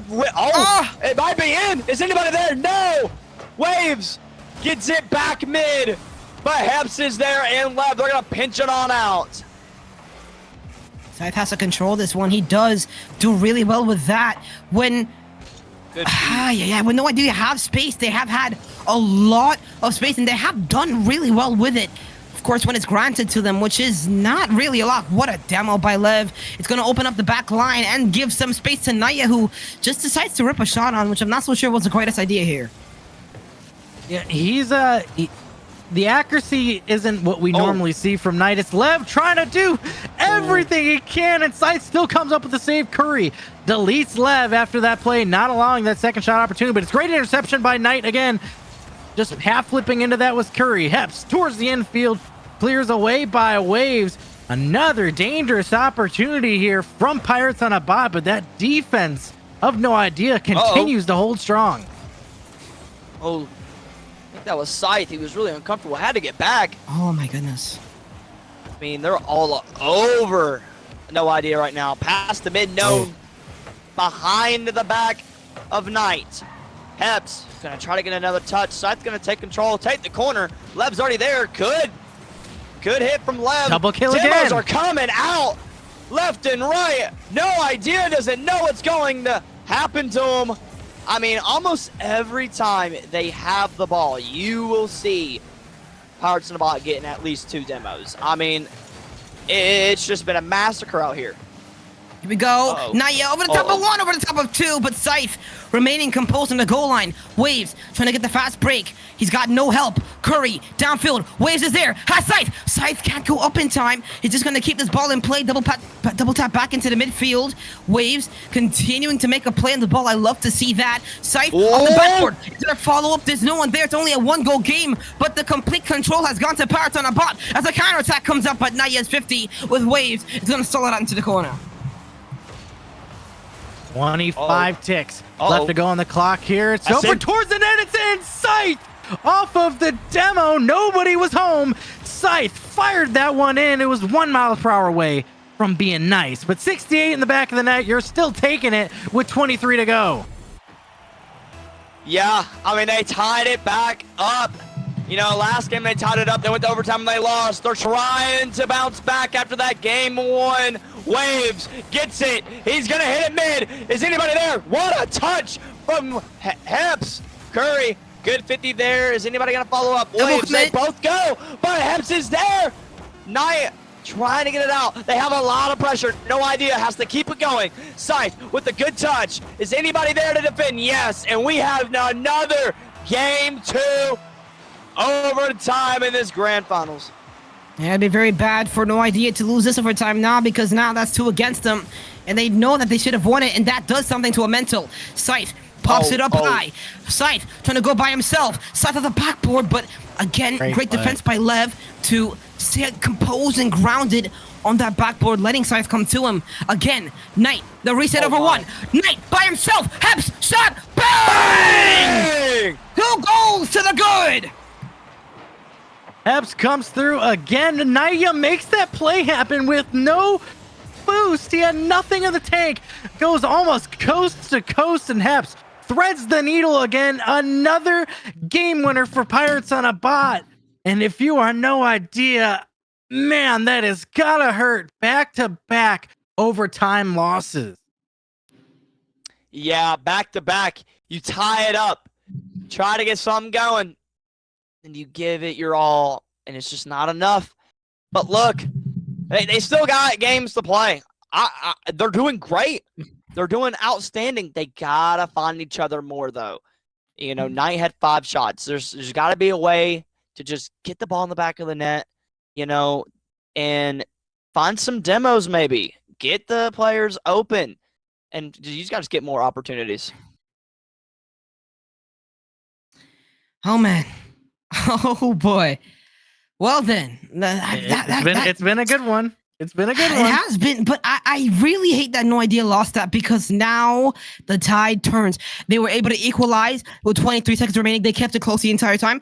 And now Pirates on a bot, they took that second game in another overtime. It is grand finals worthy, but the more experienced team, the team that I guess you could say is better, the better team usually ends up winning the games. No Idea has to prove that they're the better team. But once again, another overtime in favor of Pirates and a bot. It's a good start here off the kickoff, but then again, Pirates and a bot defense, Heps coming in clutch. Yeah, it's a great touch by Heps. Had no boost in the tank as well. You like to see, just overall in this series so far, a lot of plays have been the passing plays, and there's another. It's Naya who just deleted Scythe off the line. Got the touch. Curry just a little too hard off the corner, puts it right in the middle, and Heps finds the back of the net after Naya just punished Scythe on the goal line. Yeah, I mean, like I said last game, the demos. I mean, you just got to watch out for them. I mean, they are so demo heavy in this series. I mean, left and right, they're going for him. Scythe with a good flip, though. Gets the pancake. Gets another touch. Is he there? No! No way. Holy. Curry now going to go. Plays, man. That was the highlight. That was the highlight they were looking for. Yes, Scythe gonna try to get it over. No, Waves whiffs the ball, but they can take control right here, and they do. Gonna try to get the 50 on 11, does. Into anybody mid for Curry. No, that's a good touch, and that's a good 50. That might just go in. But Heps, the god of defense, he has been there for practically every single save there has been for Pirates on a bot. Here is Scythe to the top corner. He goes, hits the backboard. Heps couldn't get a read on it. He had it covered nevertheless. Curry had to avoid a bump, and that made him a little bit more awkward because I know that would have been the opportunity for Pirates and the bot to come back into this game. Get a second goal, maybe. Here's Lev trying to go by himself. Lev going to the bottom right corner, but Curry's able to take it away. Good 50 by Knight. Over towards Heps again, who bang! Snipes that top left corner off of the feed again from Naya. All of these plays have been assisted. Every single goal from Pirates on a bot has come off of another player's car. You just love to see that teamwork, and it is a strategy that is clearly working for Pirates. I mean, they got to cut these off. They got to start doing something here.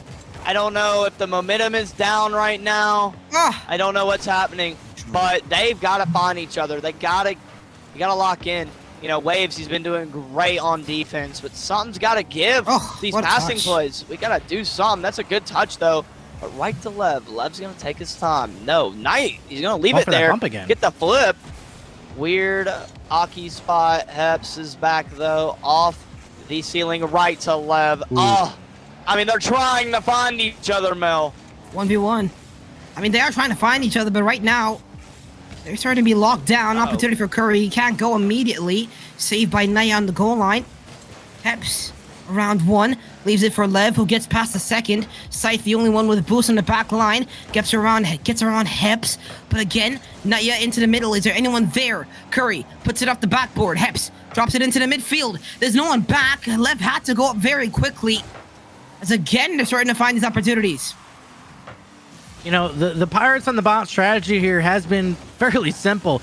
It's either start an odd man rush or create an odd man rush, whether it be through a demo play or just straight pace of play, beating them. And once they get that odd man opportunity, you start the passing play. And here it is again. Flip reset by Heps. He's got it down. Flip reset catch off the backboard and fires it home. Holy smokes! Heps showing that he's not just a defensive god. He is showing up for this team, and what a double there to go up 3-0 in game number 3. You think they're feeling good? Have been, I mean, I think so. I mean, the people have been talking about for a while as well, even privately, publicly, why Pigeon has not teamed with Naya and Lev, and that because there's so many good players. There's a very wide variety of players that you can make work with this duo. Oh, that is one of them. Heps has come to play, and he's been a player in the community that we've known for a very, very long time. Scythe couldn't quite get the angle waves, has to put it down, doesn't quite get the touch that he wants, and now it's the counterattack opportunity.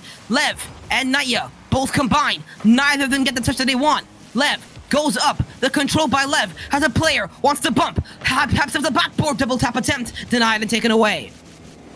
Or he's going to start it back up, try to get something going. For no idea, the double tap by Scythe over towards Waves, 50 away with a minute to go here, but it has just been all Pirates on a bot. They are shooting cannonballs for sure, and just coming up dry. They are dominating the wave, I guess you could say. The boat is riding strong. Yeah, I mean, they're dominating this game. I mean, it's just not looking good for No Idea. I mean, they're finna go down 3-0 in the series, and you wonder if they're gonna take a timeout. I mean, I think they have to. Honestly, I probably would have took it last game. You know, I don't know. But I mean, they were fairly even. keeping up. I mean, they were fairly even, yes, but I don't know. I mean, then there it goes. Heps just They're not done. they're just not done. Oh, look at this ball play by Lev, the reset, the fake underneath one, and Heps is right there to put it away with 13 seconds left on the clock. And man, I mean, now I guess you have to take a timeout. You've lost 2 games in overtime and then have got demolished 4-1, which that's okay. Didn't get the pre-jump. It's fine. Last goal wins, right? That's what we're going with. That's the motivation. This is not our soccer. No, that's scrimmage. motivation. That's motivation. That's how they can get going. True, it gets you a little something. It gets you a little something to feel good about. But you know, I take it to Mel's point, right? They didn't take the timeout after game 2. I mean, because those are tightly contested series. Yes. You kind of think, hey, you know, hey, maybe if a bounce goes our way, then you know those are our games. This time it was completely one-sided, at least in my opinion, of that game. A little bit tougher, but I haven't seen it come in yet. So they may just want to keep the flow going, but I think you need a little time, more than just the initial 60 seconds to calm something down. But hey, I'm just a yapper. I don't know what it's like on the pitch. Yeah, I mean, I would take a timeout, but I mean, I guess they're just gonna roll and see if they can get a game and maybe call a timeout, or maybe just Nope, try they to want to come go. back. They want to just go fast. So They don't care. They They just want want to to go. But look at Heps though: 4 shots, 4 goals, 2 saves, almost 800 points. I mean, the passing is unreal. They just, I don't know. I mean, I feel like No Idea they're good enough to win a game and win the series, possibly. And I feel like they just gotta find each other more. They've got to do something, and this is it. I mean, you lose here, that's it. And it's about the Pirates on passing the play, Bot is right? yeah. I feel like it is, and they just can't find a way to just stop their passing, and they're gonna have to right here. 4 goals, all 4 of them had assists that last game. I didn't, I guess, look very hard at it on game 1, but I know game 2 everything was assisted. Game 3 everything was assisted. So it's just hard to stop those passing plays, but they got to find a way. Right, Mel? Yeah, I mean, I hope so. Here's an opportunity. Straight bang off the kickoff. And now here it goes. Heps loses a 50 with Waves. 2 players completely out of junction. There you go. Not yet misflips. It leaves an opening for Curry to put it in the back of the net to open up game number 4 here on Utopia Coliseum. You know, and that's a good one to start off with. They have been chasing right off the bat, but it's like nothing ever happened as the kickoff goal is going to go the way of Pirates on a bot. 11 seconds, 2 goals already. I think we're on pace for what, 40 at this rate? If they can keep this one going, let's just keep trading kickoff goals, I guess. But it's such a heartbreaker for No Idea, because you finally score first. You're like, hey, this is the first time we've been able to play ahead in the entire series, and it lasted 4 seconds. Yeah, I totally agree. They had a good start here. Now, I mean, they could get something going, but he missed. It is wide Still open, though. And Knight is getting back to that! You gotta What a shoot faster than save! that. Oh Now you have to be more clinical because there's no way my. that Naya's not going I to get back can't to that. You believe took that. your sweet little time as well. You He took had your no sweet boost. time, and you got put. I know, Did he? but I thought he did. Naya had no boost when he made that save. And, And then And oh, up on the counter. And they counter. Oh, Are you joking no. me? Can you believe this? Knight had no boost for that save, and Waves could have just banged it. He didn't even have to take his time, and he did. And Knight just had enough time to get back and saved it, and now they're down 1. It's such a reversal of fortune that has gone on in this game. It's hard to keep track of the pace because it's just the lightning strikes from Pirates on a bot has just been counterattack, counterattack, counterattack. And again, it's that passing play that keeps working. They now run that stretch play, and Naya is just, he's the chef because he is just handing out tasty dishes to everyone on the squad. They take that 2-1 lead here with 40 to go, kind of resetting a little bit. Mel, I mean, what does No Idea got to do here? They have to change something because right now nothing is working. Here's an opportunity. It goes straight back down into Naya. And again, I heard the comments from No Idea earlier. I think Waves was telling Curry to just start cutting more, start being more involved in the play. And so far, I haven't seen as much up except for that first goal, which was relatively lucky, may I add, because of 2 backflips. And now they find themselves in a very bad spot. It's another 50 win by Naya forces Scythe out. Lev able to take that one into the corner. It is Waves with a big boom down. Epps. There's that down. It is Curry's gonna look to take a shot towards the empty net. That one finds its way home. Bottom left corner for Curry. Yeah, Heps could not get back to that. He probably had a chance. Curry, though, with a nice shot all the way to the left side. Heps with no boost. He had no chance to get there. Now we're sitting back to a tied game. Can they bounce back, Mo? Now that's the question. They have the answer. There you go. There's your answer. Curry takes the lead. A quick hat trick for Curry. Another one off the kickoff, and it is Spicy Curry. So far as that one once again hits the bottom left corner. Hey, if they can just keep winning these kickoffs like that, they got a shot. Yeah, they definitely do. Uh-oh. I mean, they almost got a kickoff goal scored on them again, but Scythe's going to take control, get the pinch right to Curry. Too fast, but I saw the play. I saw the vision. That was good. Waves with a good beat. Curry is there. Hepso, no one's back. No one is back, and that's just going to go in, and Lev's going to tap it in and tie the ball game. Oh, and you thought that they were going to have it here, but Scythe was awkward. Had to backflip the other way and just got caught out by that very unlucky 50 back down the other way. And just like that, what went into a potential for momentum changer in the favor of No Idea gives Pirates a bot a chance back in life to end it here in Utopia Coliseum. And it's again it came off of a big save and a 50, but that stretch play is just working for them. It's happening so frequently, you almost think it's a strategy now. They're saying, hey, just 2 people hang out on the back wall, get a clear up to the player who's at midfield, and just snipe open nets, and that's what's happened basically. They had 1 kickoff goal and 2 long extension counter plays. I mean, is that the strat? I mean, at this point, I guess it is. I mean, they're not really. Oh my gosh! I mean, seriously. I mean, what has he not done this series?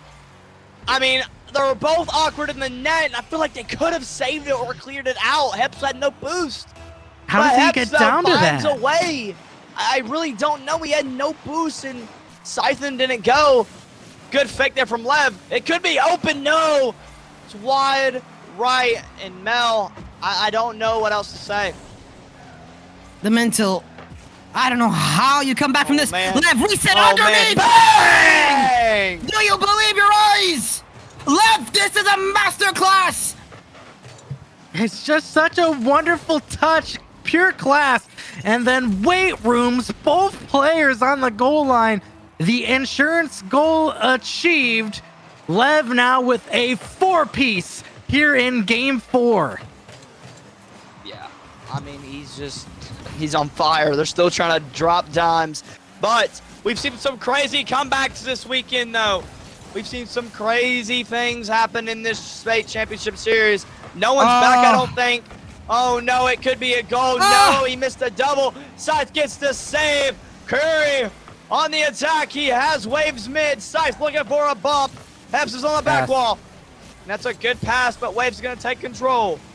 Going to get on the wall? No. Scythe's going to take it. Knight is on the dealing. Love's going to cut it. That's a good demo there. Waves going to try to beat Heps, and he gets the good dunk.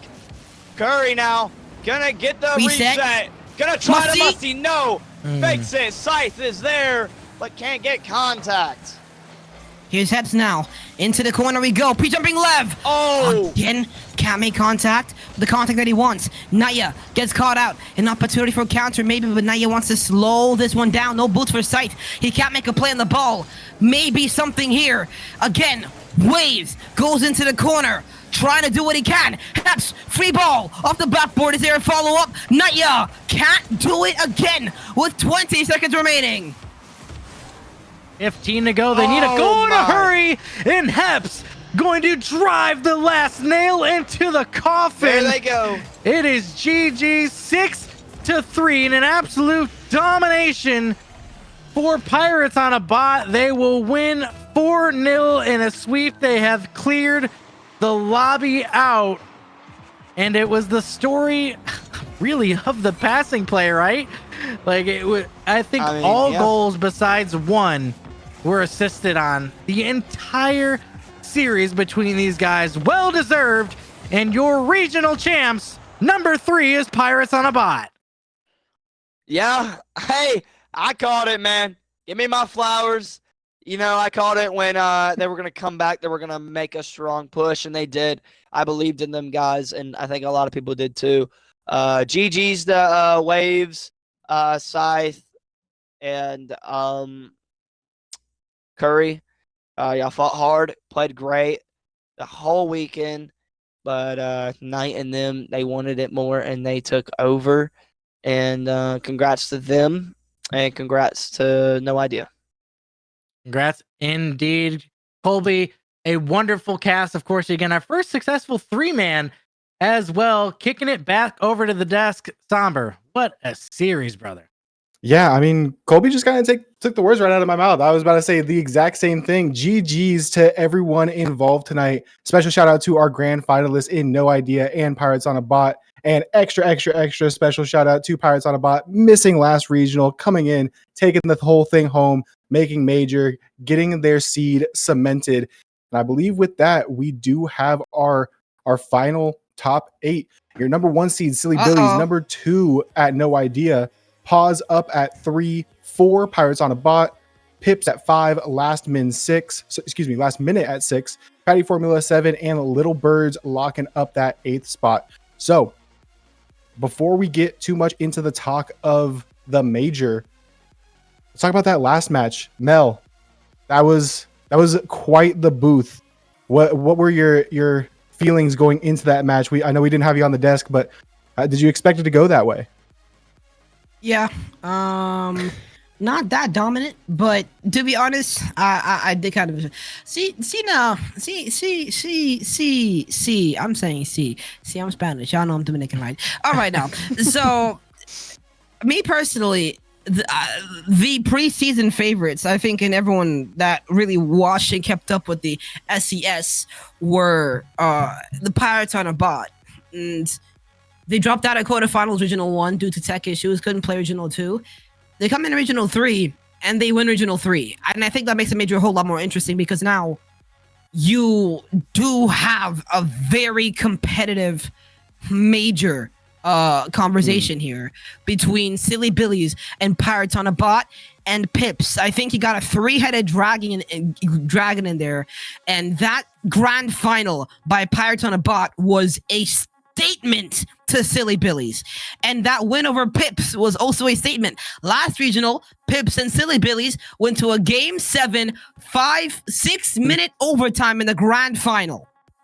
So now Wow. T. Carell, the former ROCSX semi-finalist. My brother, you got shaken up by that statement right there.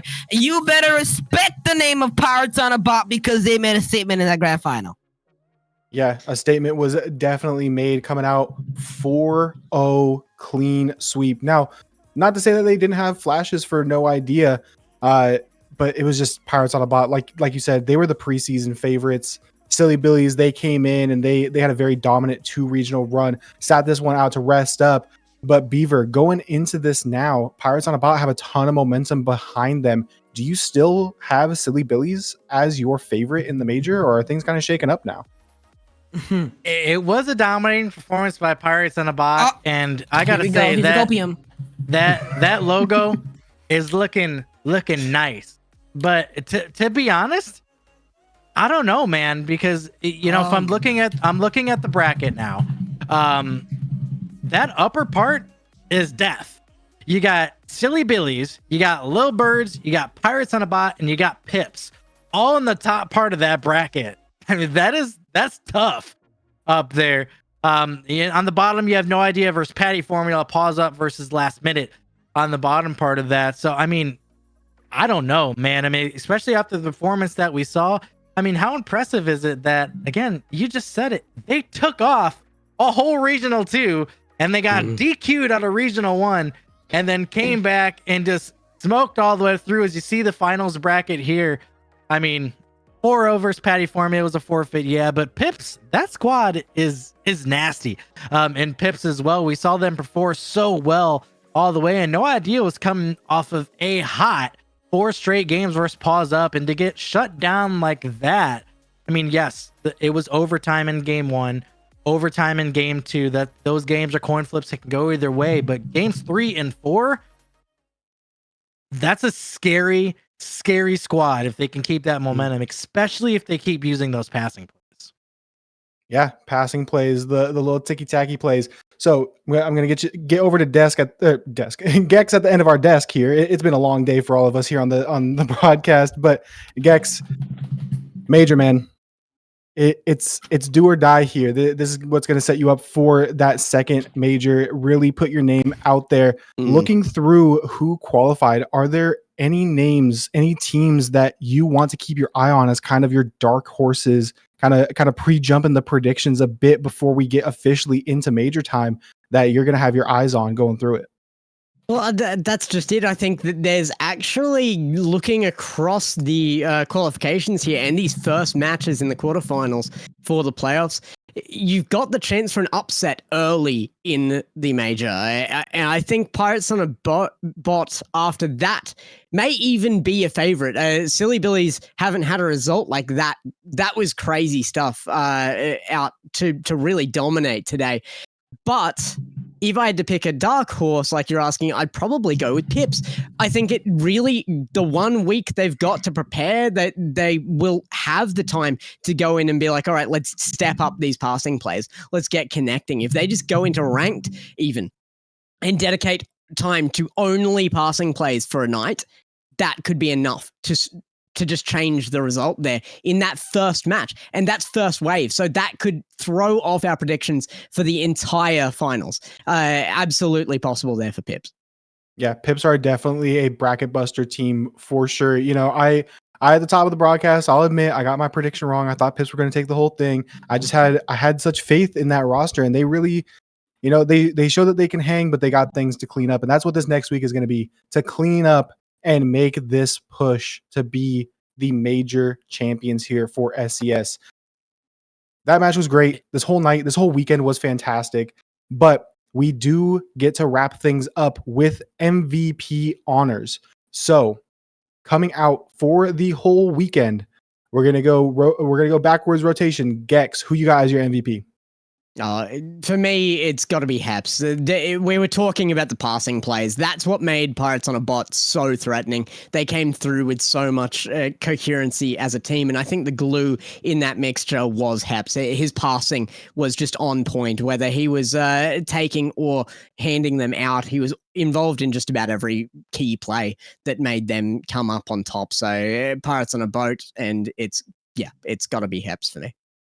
All right, one for Heps. Beaver, who you got? Heps did really, really well as well. Can't again fault him. I'm liking Lev for my pick personally. Another play. It's hard to pick between these three players because they were all scoring. They were all passing.